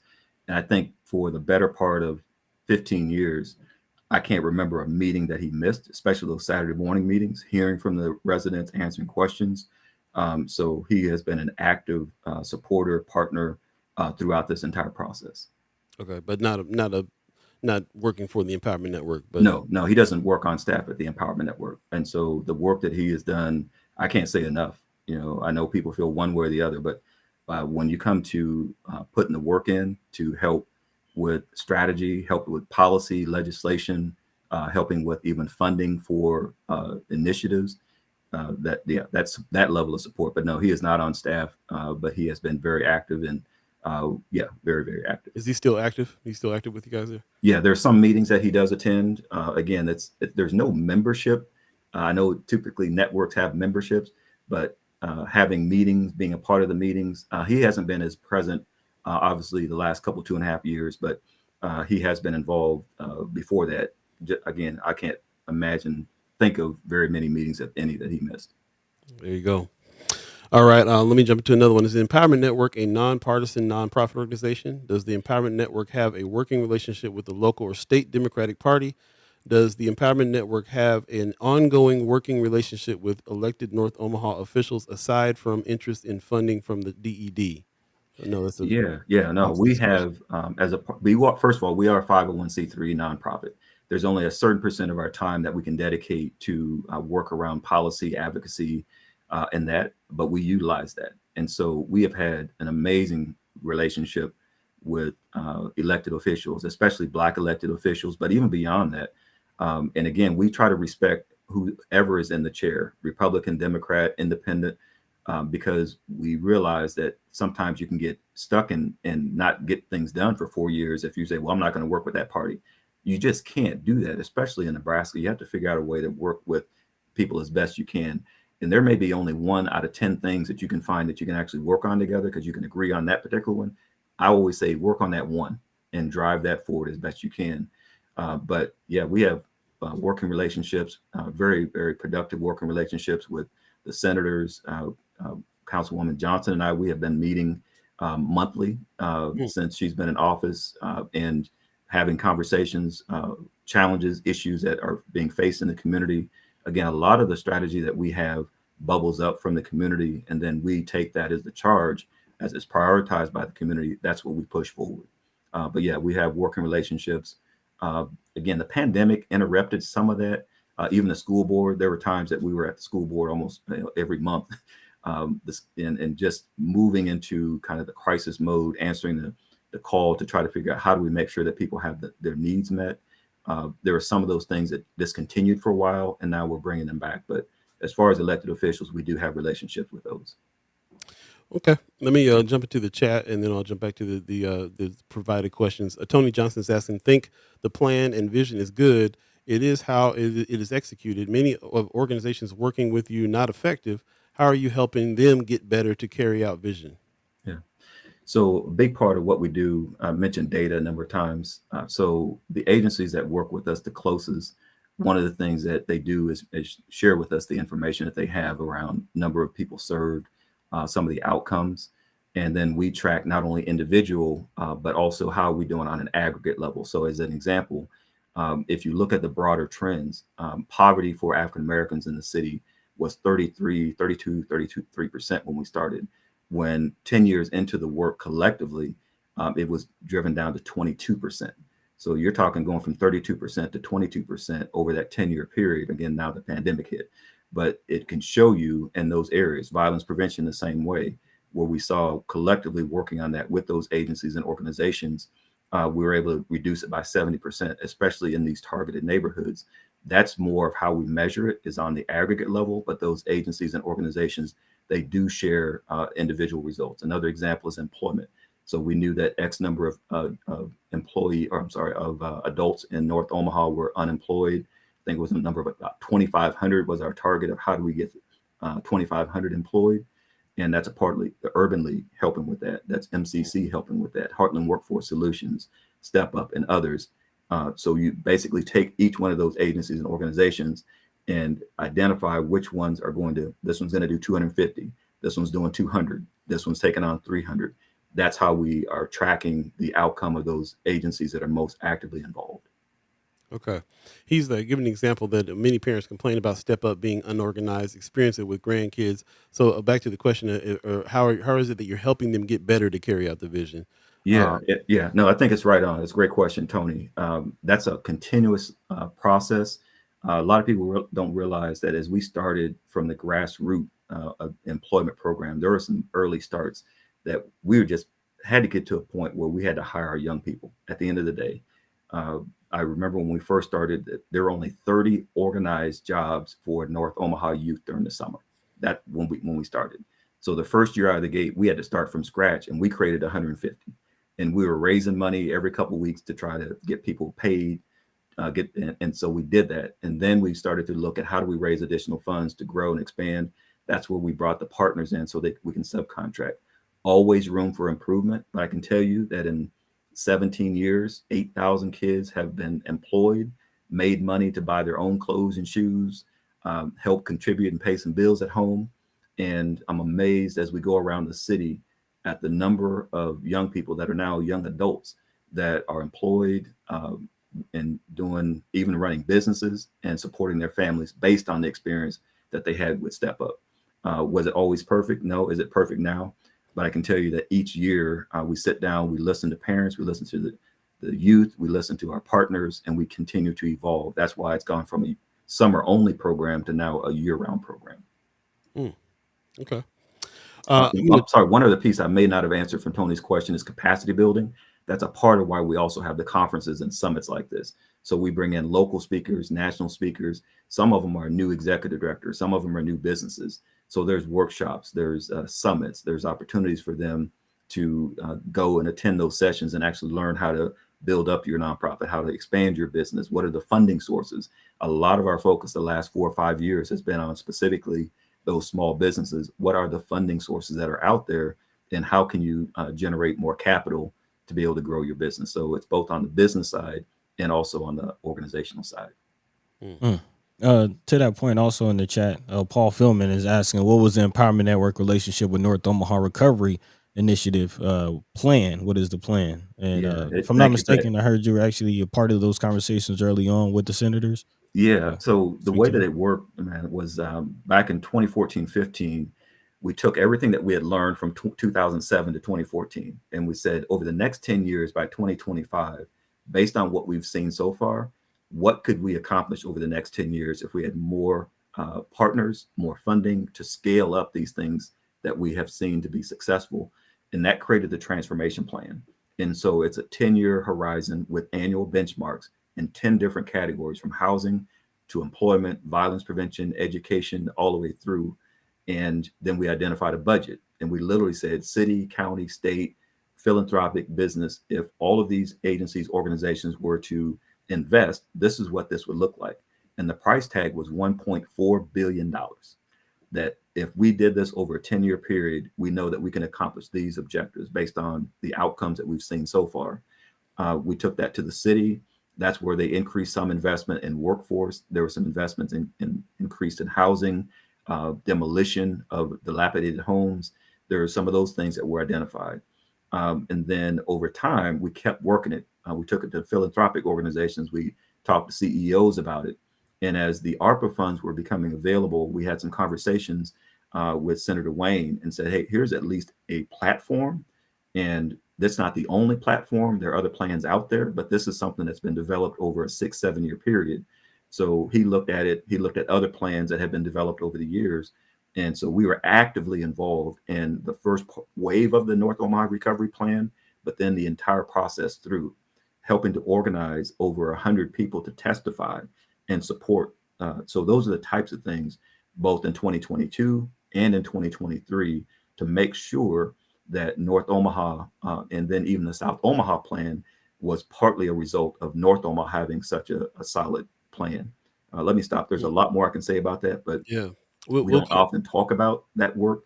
And because we don't talk about it, people don't realize how actively involved we've been in throughout this entire process, as far as mobilization, information, sharing with people what is going on, the importance of being there to testify, writing letters, all of those various things. There's only a certain percent of our time that we can do that. So we have to be careful. But just to answer that question, we have been actively involved from day one and even before it even started. Yeah, I'd like to another time that you come back, dig into that a little bit, because we're still really heavy on talking about 531 and what's going on there, and just the next steps that's happening, and how much you guys are involved in there is what I'm wondering too. But I want to go ahead and get to this next question before we go. It's 8:24 right now, if you believe in the concept of time. And Brother Barney, we agreed that you would be on at about 8:15. So I just want to check in with you real quick to make sure you got a few more minutes. I moved my deal, so I'm here. Okay, I appreciate it. Thank you. I'm going to go ahead and put this next question here in the chat. I wonder how this is going to translate if I try to show it on the screen. We'll see. Yeah, I didn't think I was going to get all of it in there. So the question is, can you clarify the link between Empowerment Network's funding, particularly from the mayor and the city of Omaha, and the simultaneous request for increased police funding to combat crime? Despite yearly funding increases, issues persist and crime rates spike, raising questions about the effectiveness of both funding and crime prevention programs, including the Empowerment Network's efforts. Additionally, the preschool to prison pipeline persists with OPS despite the all-encompassing approach, leaving room for concern regarding its impact on community and neighborhood issues. Okay, that's a lot. It is a lot. Yeah, I can see it on the screen though, so I can kind of walk it through. Good. Is Okay. that okay? Perfect. That's why we put it. So let me back up on the funding from the city. So the primary funding that we receive from the city is specifically for Step Up, and I've kind of talked through that. So there's anywhere from 700,000 to $1 million that's invested in Step Up, and then we match that with private funding and business funding. That the funds that come in are specifically for wages and stipends for the youth. So they're paid anywhere from $1,800 to, I think some of them made as much as $4,000 this summer, and then some of them make additional dollars throughout the year. So that is by far the biggest piece of the funding that comes in from the city. And then we hire coaches from the community to work with our youth. So it's 1 to 15 ratio. If they're 14 and 15-year-old, it's 1 to 25 ratio. If they are 16 to 21, those coaches work with the youth, address any issues, make sure there's skills training that takes place, how to manage your money, all those things that the coaches then work with the youth. And then that's basically the money that we receive from the city of Omaha directly. It's specifically for Step Up. Regarding, I think, violence, we have continued to push for additional investment to address root causes, which is part of the transformation plan. In some cases, a big part of the North Omaha Recovery Plan, as far as job creation, housing, entrepreneurship. We have really been pushing for the additional funding to address those issues for a number of years. So that's on the violence prevention front. Some people don't realize it, and I'll be glad to come back and talk specifically about the violence prevention work. But this is a collaborative work. A lot of folks on the ground that are doing the work in partnership with 360, some doing it outside of 360, but the work has resulted in a 70% reduction specifically in targeted areas, 50% reduction in homicides. Every homicide to me and to everybody that's doing this work is one too many. So we're never satisfied. We're never done until we're at zero. But I can tell you that when you look at, and one of the reasons why cities across the country are looking at Omaha is that there is a balanced approach around prevention, intervention, enforcement, and reentry. But we are putting more and more of our effort on the prevention and intervention side to keep our young people from getting involved in this violent activity in the first place. And what we've seen is the best deterrent is having a job and having some of their own money to do things. So that's some of the work that goes on a daily basis. The question disappeared. So I'm not sure what else was on there. I did have a question as far as the funding you say you get from the city, that 700,000 to $1 million. Is that over time or is that annually? That's annually. Okay. Yeah. And again, that is wages and stipends for those 14 to 21 year olds. And again, we've hired anywhere from 400 to as many as 900. So you think about that times $2,500 or $4,000 per individual that money goes towards. That's how it's distributed. Yes. Okay. And so I do have a question as far as the barometer of success, because just kind of working ourselves with the Malcolm X Memorial Foundation, working in nonprofit, we do understand you do have to quantify and qualify the work that you're being done, that's being done. So what are some of your barometers of success? What numbers are you looking at to say this is working or this isn't working? Yeah, I think the biggest thing is with the youth themselves, graduation rates, how many of them are securing jobs. Let me give you an example. The Hope Center is one of our partners. So we subcontract with them and we place youth with them. We've been doing, I think, since 2010, if not earlier than that. A couple of years ago, they did a study of, I think, about 150 of some of their youth that graduated from high school. The overwhelming number of those graduates came from the Step Up program. So we introduced the youth to the Step Up. They not only made money during the summer, but some of them stayed with Hope Center and then they walked through graduation. They also were able to document the number of them that even while they're in high school, they used the skills that they acquired through Step Up to get other jobs that paid even more than Step Up. And then the number of them that went on to college, that's specifically working within those partners and looking at the evaluations and the outcomes of those Step Up youth that we have worked with. And then we're in the process now of doing an even larger evaluation, a longitudinal evaluation, which means we're going back to 2017 over a 5-year, 8-year period. Where are those individuals, percent that graduated, percent that are now in the workforce? And I can tell you, based on some of our preliminary information, it has been highly effective at increasing the graduation rate, increasing the number that are going into the career fields, and even helping some get their businesses started. So I'll be glad to come back and share with you that additional information as it becomes even more available. But that's why people are looking. We just helped Kansas City launch an youth employment program. They've grown from 400 to 800 in 3 years, and it's primarily looking at how do you hire kids from these neighborhoods and zip codes that are most impacted by poverty and gun violence. Mm. Okay. I'm definitely, it's definitely stirring up some questions. We have Senator Terrell McKinney and Senator Justin Wayne on every week. Brother McKinney has been very frustrated though with the progress and feeling like that there's not that there's not any progress. That Omaha looks the same as it's been looking. So what is everybody doing is kind of what I get from him all the time. This kind of correlates to the next question one of our constituents put in that I'm gonna put here too. Why are there plans for expanded juvenile justice centers and new prisons in Omaha? Despite your efforts, if your efforts are successful as claimed, why does recidivism continue to grow disproportionately in the community you serve? And that I'll let you answer that question directly. But that is going along. That's my feeling right now is that I'm feeling like we hear all the time about where the problems are. We talk to the BAA. We talk to Terrell McKinney. We talk about the events that happen in our neighborhoods all the time. The shootings, the deaths, the things that are going on with the kids.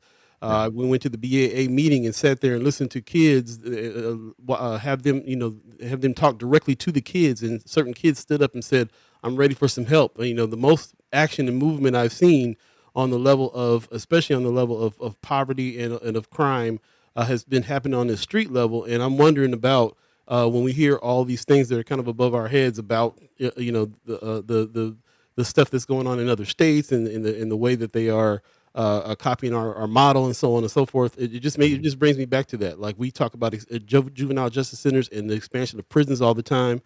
And I get fired up because Brother Terrell McKinney gets fired up. He's like, this is nothing's changed. So I'm gonna go ahead and could you answer that question right there directly, if you would? I think that's critical because that's where I think the lack of communication comes into play, Paul. And Senator McKinney and I, we've worked very closely together, and we continue to, and I hope we will for a very long time. I love the work that he's done because he's put intensive focus on economics, entrepreneurship, job creation. And so I think it's moved the pendulum and swung it in a direction that we all have to have. And so you're absolutely right. Part of what we have to realize, and I've shared this with a number of people, is we're talking about 50 years plus of neglect and disinvestment, right? So if you make incremental improvements, you're still dealing with, on top of, remember what I started, 32% poverty rate when we started, 32%. So we take it down to 22%, 22% still too high, right? Graduation rate, 50% before we started, 81% at the highest point, and now the pandemic's probably back in the 70s. But to go from 50% graduation rate to 81%, most people say, wow, that's pretty staggering progress. Well, it's still 20 points too low, right? Because it needs to be 100%. So I think that's the counterbalance in how we have to have these really, somebody talked about chess earlier. We need to have chess type conversations, not checkers type conversations. And in order to do that, we absolutely have to have a balanced look at exactly what's going on and how or have we been able to move the dial and take certain things and move it forward, but not close the gap completely. So yes, people are looking across the country at how gun violence is reduced by 70%, homicides by 50%. How is that possible? Because if you look at most cities, urban areas, and I think sometimes people forget that Omaha is the 39th largest city in the entire nation, and it has one of the lowest homicide rates. It's still, one is too many, but you can look at the growth and the impact, and then how do we take it to scale? Same thing with employment. If we can hire 700, 800 kids every summer, how do we get to 2,000? And because we've seen, if our young people have opportunity, their propensity to get into other things reduces significantly. So we absolutely have to invest more on the front end. We did an analysis some years ago, and why we developed the transformation plan was with the money that we're spending on the back end with prisons and jails and the other stuff, If we took 10% of that and put it on the front end, it would help solve some of these very issues that we're trying to solve on the back end. One of the things, and again, this is going to be a longer conversation, but we have to get into it. So we're really strategic and we have the data, is making sure that we understand part of this, what's going on the prison system is Nebraska has been very resistant to prison reform. There's been different attempts over the years, but they typically back away from it at the last minute. Senator Wayne was able to get some things done this spring, but it's the first time in quite a while there's been any type of prison reform. Other states that are doing things to reduce the prison size and getting people back into society in a proper way with employment, with housing. There's strategies that have been implemented in other states that Nebraska has been very slow to implement. And that's one of the biggest areas that collectively we really need to put our heads around. What are we doing on the prison reform side? It's very difficult to get that done in the state of Nebraska. So that's a part of what's happening with this recidivism rate that you're talking about. So I'll stop there. There's a lot more to it. Yeah. But collectively, these agencies, organizations, individuals are working in an aligned way. And that's where we have seen successes, not where we want to be. But that's why I think sometimes, Paul, there's that, well, we're not here. Well, no, we're not. But remember where we started. And when people say that nothing's changed, you really have to take a close look at what existed in 2004 and 5 before all of this work, and not just the network, but many people, hundreds of agencies and organizations, different elected officials that have put their hands to this and said, we got to move this forward. And these projects and initiatives, the last time I counted, there was $700 million of investment. And people say, well, where does that exist? If you look at Metropolitan Community College, $100+ million, it is one of the largest investments of a community college anywhere in the United States. Now, can we better utilize and get more of our kids there? Absolutely. We have to take advantage of that. If you look at 75 North and the development around that, is it perfect? No. But if you look at the mixed income strategy, $100 million of housing, businesses, and other, that's an opportunity. And we always have to keep pressing forward. But I'll stop there. But that's that counterbalance, is to have that real conversation, acknowledge the gaps are still too wide, but also have a conversation around what work has been done. How do we take it to scale with bigger investments? Okay, just a few more minutes. We got I want to jump in the chat real quick. Amy H. Dot is in the chat. Good morning. She asked earlier if you work with the BAA. I think we talked about that before you came on, Amy. And he expressed that he's reached out. They've talked before, and they're open to collaboration there. She's asking, does the Empowerment Network take full credit for these numbers? Do you acknowledge or share credit with others doing the work, first of all? Yeah, first of all, absolutely. If you come to any of our conferences, summits, and in the materials, we recognize anything that we hand out, you can see the listing of agencies and organizations that are partners and doing great work. We provide the platform. Many times, if you come to our conferences, the network operational team doesn't even present. What we do is provide a platform for those agencies, organizations, leaders that are doing specific work to either present in breakouts or that they are, again, on the main stage. So this would not be even close to possible if we didn't have agencies and organizations. I feel like I'm repeating myself, but those agencies and organizations and individuals, gang intervention specialists, educators, folks that are doing amazing youth development work, the coaches that are out there doing work, the churches, the neighborhood groups, every single area. There are so many people, literally, and I say it, thousands of people that are doing work in this community. And we can do even more when we do it in a more collective way. So no, we do not take credit for all of this work. Our job is to help bring people together. We have a common vision. We have goals. We align. We try to identify funding opportunities. We try to make sure that the data is tracked. We try to make sure that areas where there is a gap, like Step Up, where nothing existed, where we can fill that gap and help make that happen. So yeah, absolutely. It's collective, and it's all of those different entities, organizations, individuals working together. Okay. I want to wrap this up here, just to make sure that you be respectful of your time too. And also because we're going in deep, and we would usually kind of just take a little breather, but we're gonna go ahead in, because I'm kind of getting to a way that I can wrap this up for today.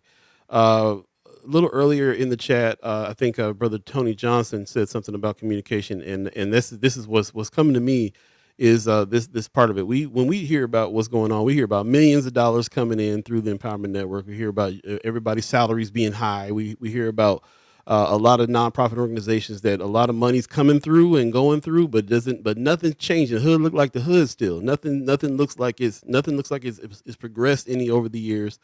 If there is this data, if there is these progressions that are happening, and there is just not being communicated, that's huge. That's something that for Sky Omaha, as a matter of fact, we are committed to try to fix communication issues and change the narrative, change the get that going. So if that might be a huge problem, or one of the reasons why there's such a disconnect, why people feel like that you and other nonprofit organizations are out here just getting a check and not really making no difference. So I want to address that part that I know that you didn't ask for no advice, but I'm giving you some unsolicited advice right now about we've got to change this communication piece. No, and that's part of why I'm here, Paul. What you said, let me go back to where you started when I came on. Mm-hmm. There are states that have been identified as tech hubs. They're setting themselves up for the future. And we have to have that level of conversation. In order for that conversation to occur, we have to have this. And I realize I'm coming on to a situation into the audience here that doesn't know much about me. And in some cases don't know about the Empowerment Network outside of what they've heard and what somebody told them. And I'm in the same place every day, 24th and late, right. Moving, working, and partnerships, 360. I'm not hard to find. Yeah. And so, but I have to take responsibility for the fact that we have not done this. The fact that you said last time we did an interview was on when you're on Mind and Soul. Yeah. So a lot of the misinformation, lack of information, it's killing us, man. Mm-hmm. It's killing us. And we have to have data. We have to have the right information so we can have this level of conversation. But we all have to acknowledge we're nowhere close to where we want to be. But let's at least identify where we have had some success and how do we take that to scale and have these open conversations about the different roles that everybody has. And then how do we take it to scale across the board? And yes, definitely. There are agencies and organizations that are doing work that don't work with the Empowerment Network. I know that. I get it. We had to make a decision that we have to keep pressing forward because otherwise we will never get anything done. But I can walk through the data, not only the data, we can get in a car, I can drive you around and point out what has actually come from specific strategic investments. And now that we have this platform, how do we build it on an even greater level? That's why I'm here, is to answer that question. We absolutely have to get better about having this level of communication. Yeah, we got to work on holding you guys accountable on stuff that you're saying, and that's only going to come through more communication, right? Yeah. Let me a couple more things here. Let me just say a second part of my unsolicited advice is it sounds to me like you're saying we're open to talks. Anybody can come to the meetings. You're asking people come and step up. My advice is there might be some entities that the Empowerment Network needs to reach out to and support more directly the other direction, not just waiting for people to come through the doors. I also want to give Brother Kasim some time here as well.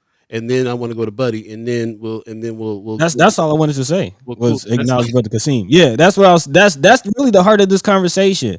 I wanted to acknowledge that woman too. She says it sounds like Mr. Barney is about infrastructure, and I that's what I'm hearing. You put together the infrastructure. You put together the network. You did that, but on the flip side of that, there are people outside of the network, like we want to acknowledge Brother Kasim, that we're wondering as First Sky, where is the disconnect? Why aren't organizations and efforts like what Brother Kasim and Brother Sherman Wells, what they're doing, getting more benefit and more just attention from the network? So go ahead, Paul. Let's acknowledge Brother Kasim's comment. Yeah, we're gonna do that, and then let Brother Barney respond, and then we'll go ahead and let you go, man. Yeah. We really appreciate you digging in with us today, and hopefully, and like I said, we got more. There's a few more questions here that I'm not gonna be able to get to today, but we encourage you to come back.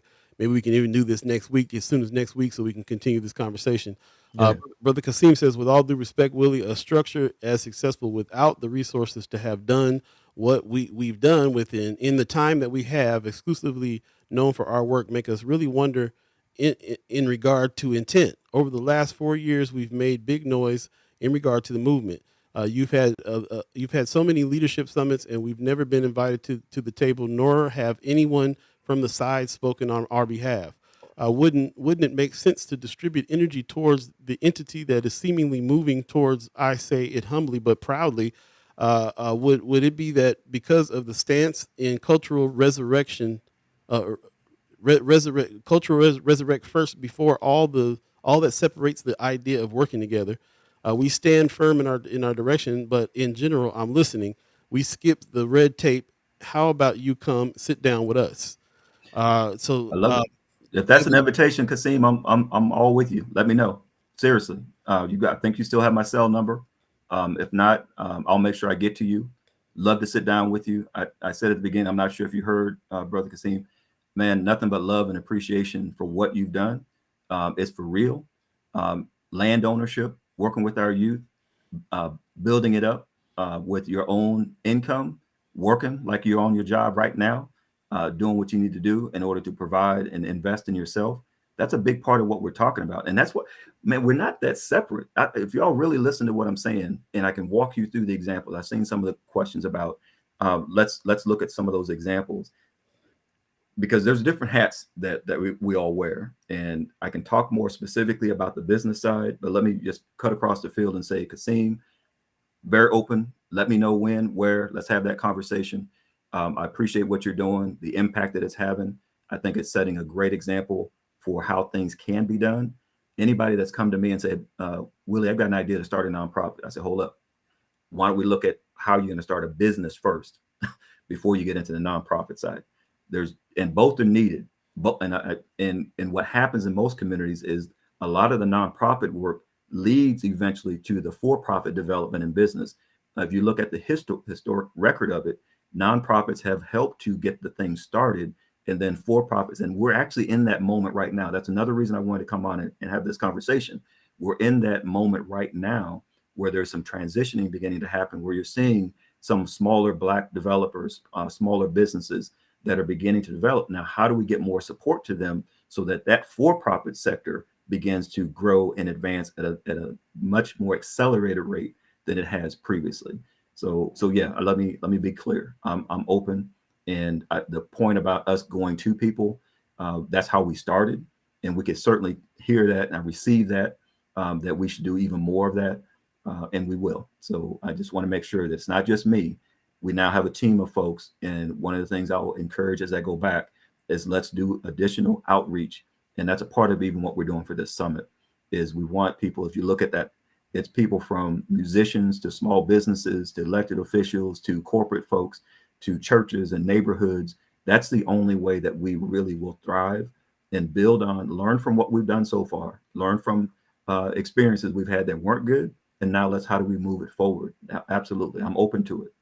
Yeah. Go ahead. Just real quick, I do want to add in, just hearing what you said as far as organizations, churches, all of these things. One gap that I did recognize, and hopefully through this conversation we can fill that gap, is there's people in our community that don't go to church. There's people in our community Oh, that absolutely. don't know about these organizations that are in your network. So you will never be able to reach them because they're outside of your network, if that makes sense. And it seems to me that brother Kasim and brother Sherman Wills are kind of reaching those folks who aren't going to church, who aren't aware of the nonprofit organizations that are available in their community because they're just, in their own world trying to survive, whatever is going on in their life. That's a big gap. And that's something that came evident to me during the COVID-19. And I think through this conversation, we can work to fill that gap. Yeah, and I think, let me hit on that. Absolutely, I agree with you 100%. We don't have everybody at the table, Mm-hmm. and we do go to people. We do go out. And again, pandemic really interrupted a lot. I know I'll keep coming back to that. We used to do in targeted neighborhoods, door to door outreach, and invite people to the community meetings, to the neighborhood meetings. Some of that comes through the neighborhoods. I know Kimra's on here. Her work, the work that Precious does, the work that Chrome and Leo does, the work that Roscoe does, that Brian does, that has a security company, Kasim, that has a all of that work has an impact. And the work that Sherman's doing, Tamika, without any of them, we would not be at least moving towards a better community that we all want. And if anything comes out of this conversation, that we're able to bridge some of these gaps, because the strategic stuff that has to happen, it can only be accomplished if we are building and growing businesses, if we are taking those Black-led institutions, yes, holding accountable, but as they're held accountable, what level of investment are they receiving versus other institutions and organizations in this community? We haven't even touched on that. If we compete against each other and don't understand and communicate with each other, that is a major distraction on the bigger issue. If we want a thriving community, we have to have those levels of conversation. And we're not going to agree on everything. We won't. It's just absolute. But do we wait? Do we stop? Absolutely not. I believe we're at a critical point right now. And I appreciate you all giving me some more time and even allowing me to come onto the platform, because I come from the media side and I understand the value of the media and how to make sure that it can be a part of the solution. It can be either be a part of the issue or it can be a part of the solution. What I believe what you all are doing by bringing information to the forefront and I'm not afraid of difficult conversation. I'm just not. That is how we started. And that's what we do every single day, is have difficult conversations, figure out the best way to move forward. Is it perfect? Absolutely not. But we are committed to making sure that people in this community have the best opportunity possible for success, no matter what zip code they live in. It's time out for wealth to be tilted towards one direction in our community. The only way that we continue to move it in the right direction, is by having difficult conversations and then being about action. And I believe what I've seen is collective action is the way that most of the results have occurred in our history as well as today.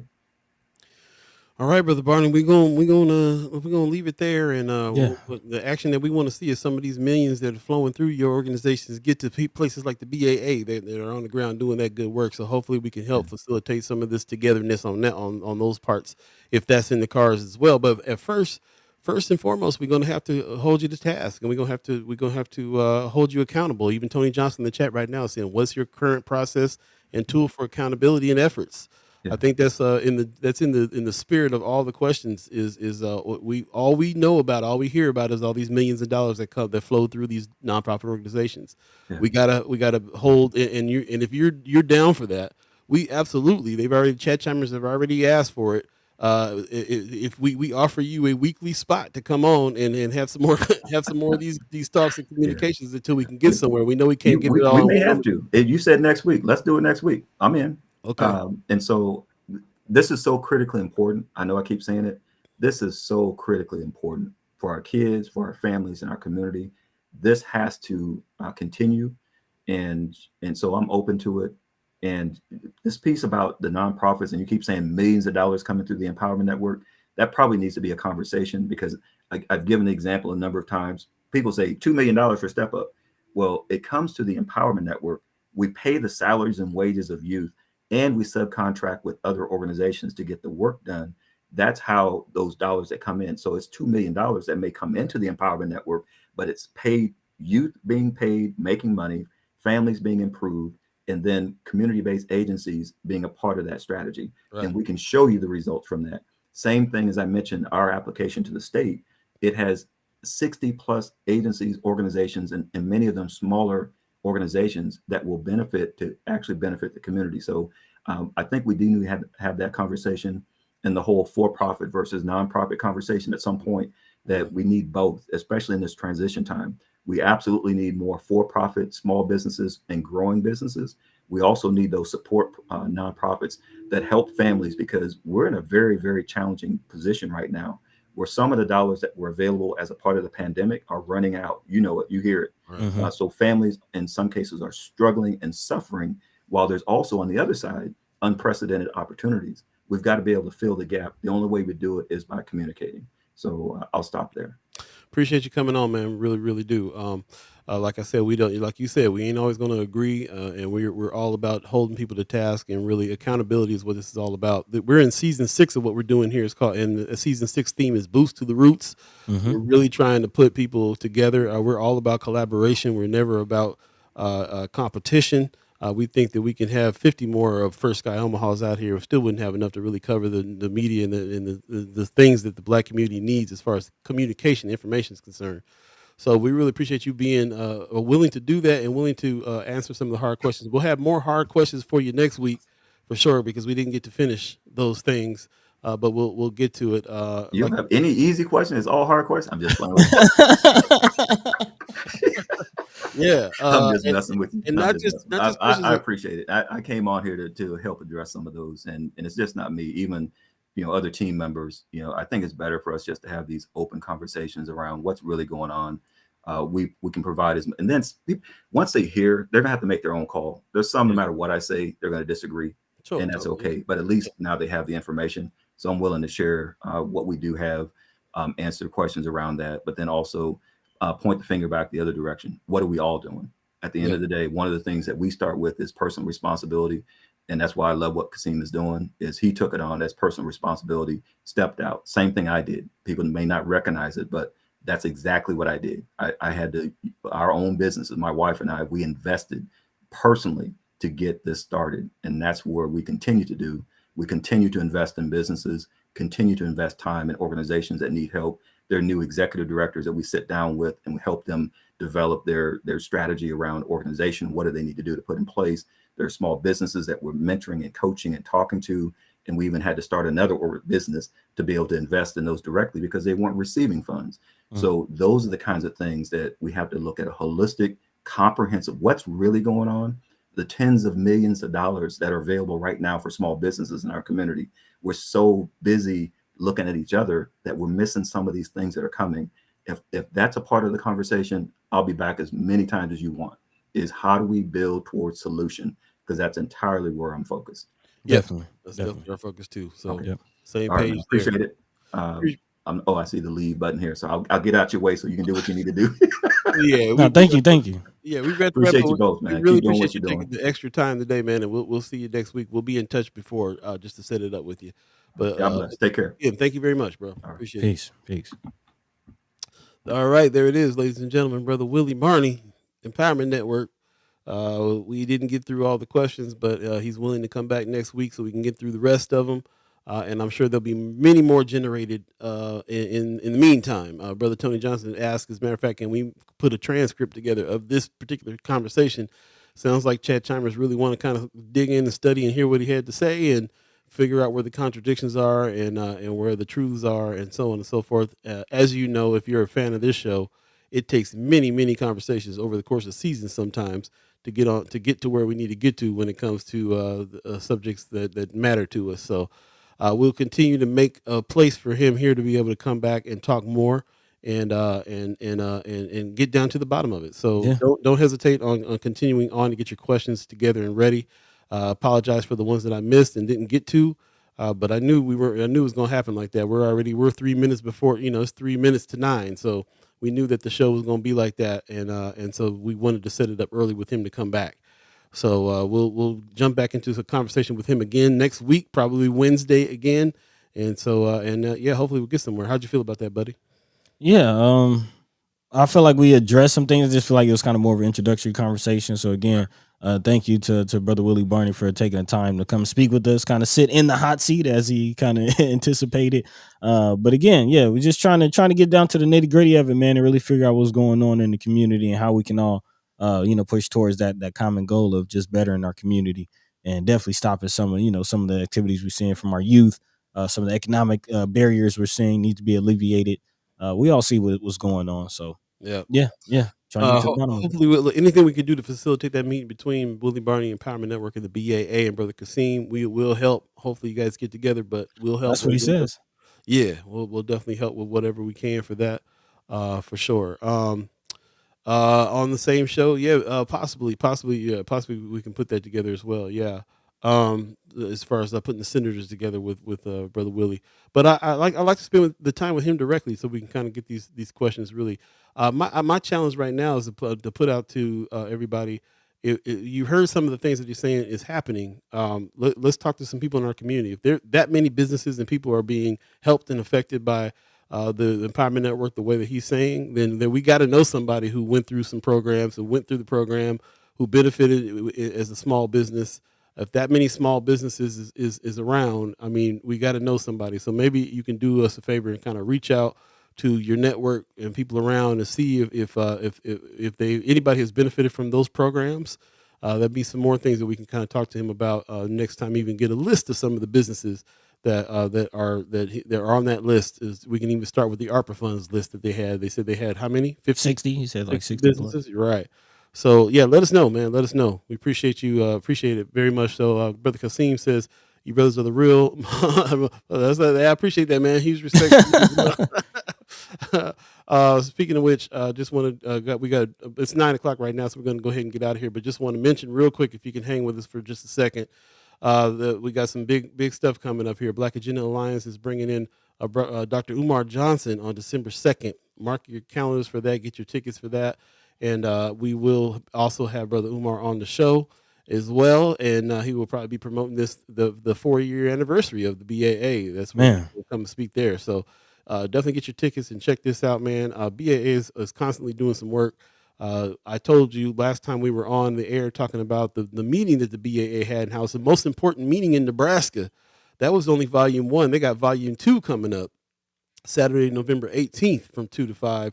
Another gang education prevention, the impact of gun violence are going to be speaking on. This is the Black Agenda Alliance and Untamed again together coming with another very powerful meeting. Volume 2 of that meeting is coming up November 18th. So we told you before, volume 1 was the most important meeting in Nebraska that people should have been to.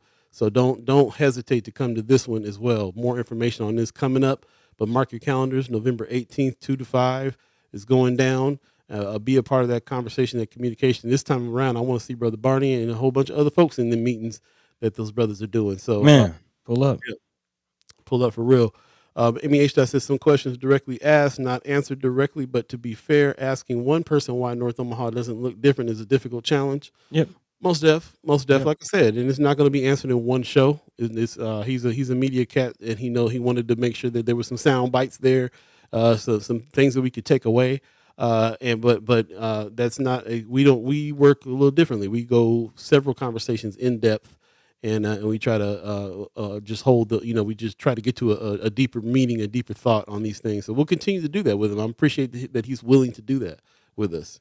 Mm-hmm. We'll make it happen. I also want to recognize Sister Tamika in the chat before we get out of here. Sister Tamika Renee says, please remember there are women out here doing the work too on the front lines. I don't think we've been represented well, to be honest. I mean, we definitely try to give you a shout out as much as we can. If there's anything we can do to recognize the sisters out there doing the work more, definitely let us know. But yeah, I mean, you, Kimra, to Tamika, also Sister Kara Warner, who's a part of the BAA, we recognize her as well. So yeah, if there's anybody we're forgetting, definitely let us know. We'll try to give as much shine as we can. Absolutely. We're going to go ahead and get out of here today. But again, thanks for joining us. Really appreciate everybody that came in with their questions and their comments.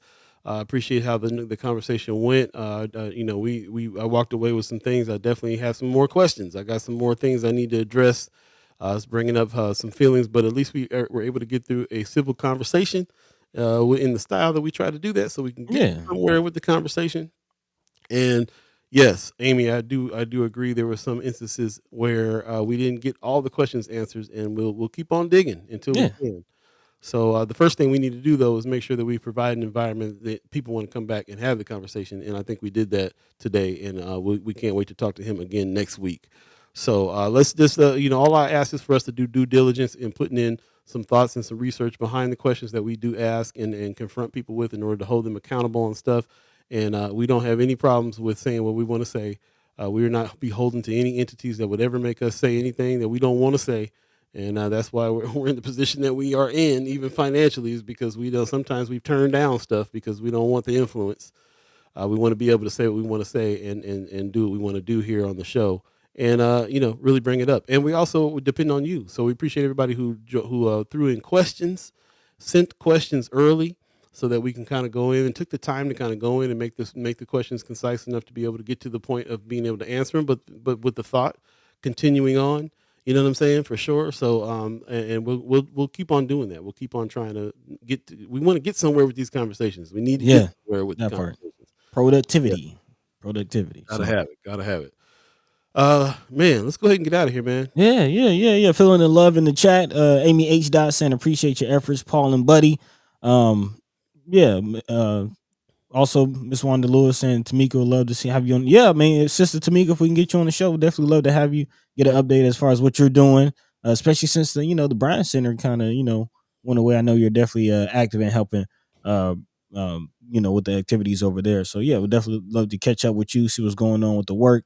Mama God saying excellent show. Yeah, man, appreciate y'all. Appreciate y'all tuning in. Definitely appreciate everybody. Definitely go ahead and rewatch that. You can do so on First Sky Omaha on Facebook. Also, catch us on YouTube. You can always rewatch there as well. And again, big shout out to Brother Wille Barney. We definitely have to have him on. As you see, we'll be having him next week. So look out for that. Again, get your questions ready. And let's continue this conversation, man. Figure out what's going on the north side. So, without further ado, go ahead, Paul B. Take it away, man. Miss Gwen Easker is asking, where can we send our questions? Go ahead and send them to firstsky.omaha@gmail.com. Yep. And we will take those questions over there. So you know how to spell it, the number 1 ST skyomaha@gmail.com. Send your questions there. And we'll keep gathering those questions, man, and keep on trying to put them in. So we appreciate you guys who are doing that. Like I said, it's not just us with the questions that we have, but you are our co-host and chat chimers as well. So can't do without you. Really appreciate it. Let's get out of here, though. Pop says, thanks for the great show and great interview. Appreciate you, Pops. Appreciate that very much. Miss Erica Fell says, I have been very busy this morning, but I appreciate what I caught and will hit relay to fill in the gaps. Hit the relay to fill in the gaps. Great show. Hosts, guests, and chat chimers made it so good. Drink water and be good to yourselves. Appreciate you very much. Also, Amy H. Dot says, appreciate your efforts, Paul and Buddy. Thank you. I appreciate you coming on this morning as well. Mama God said, excellent show. Thank you. Thank you. Erica Fell says, hit the little thumbs up and subscribe so we can have more features here. There you go. Appreciate that. Thanks to the Omaha tribe elders for allowing us to be on this land in the first place and speak while we're here. Thanks for our elders for allowing us to speak before you, and thanks to our constituents here, what we call the chat chimers, for allowing us to speak with you. Really appreciate everybody that's done that is come on and holding people accountable. That's what we're here to do as well. If we're not here doing that, then we're not doing the right stuff. So we appreciate you and all your help and all your back for that as well. Thank you to all the people, the reoccurring members of the channel as well, the $10 people, the $25 people, the $50 people a month. Man, thank you. If you want to become a reoccurring member of this channel so we can keep these conversations rolling, then please go to firstskyOmaha.com, hit the donate button. Really appreciate that very, very much. And we got lots more to come, so definitely stay tuned for future shows, man. We're on Monday, Wednesday, Friday, 7 to 9, if you don't know. And if you missed any parts of the show, you can go back to Facebook and YouTube at First Sky Omaha and watch those shows in the entirety. Yes, we will try to grab some transcripts from this one so that you can dig a little deeper into what Brother Barney's talking about and we can check some things out. So appreciate it very much. Tony Johnson said, for Friday's show, can you tell us what First Sky needs to make recommendations happen? What are you asking about for Friday's recommendations? To make recommendations for who? For what? For what? Yeah, let us know. Yeah. Appreciate you very much. Again, thank you. We're going to go ahead and get out of here. Any more questions? You can always send questions to firstskyOmaha@gmail.com if you're so inclined and you don't want to join the group over there at First Sky Omaha, the group Friends of First Sky Omaha, the group page on Facebook. We get a lot of communication there, but direct communication can be at firstskyOmaha@gmail.com. So definitely check it out. With that said, we're running late. Thanks for letting us go overtime here and hanging with us the whole show. I can see a lot of people came in today to see what was going on here, and I'm sure we'll have more discussion about this throughout the week. And before then, we'll see you Friday. And you guys take care of yourselves. Stay warm. Make sure that heater's working. Okay, I get what Tony Johnson is asking. He says, for First Guy to do round tables and other things, is it more money, manpower, etc.? Basically, what do we need to make more content to expand the conversation to do more things? Okay, you said it. Money and manpower. That's how the world goes round. I get things done. Yeah. So we've been talking about that. We got some things. Hopefully we got some things in the works that'll help us get to the point where we can we both have other full-time jobs, man. So we're trying to do this in between what we're trying to do. I feel like I got 2 full-time jobs when it comes to First Sky Omaha and my actual job. Man. And so we've been at our limit for a while. So it is to raise funds and to build a team and get more people on the team, get more people. We don't like bringing people on the team unless we can pay them. So we're looking for funds to make that happen. But yes, more money, more manpower. And we will get to some of these things, the necessary things, as you can see, you guys call for it. We're going to try to make it happen. For sure. So that's where we're at, and we appreciate you asking about that, and appreciate all your efforts and all your help. We'll see you in the meantime. Between time, we'll see you Friday. Take care of yourselves. Peace. By the way, Vanglorious,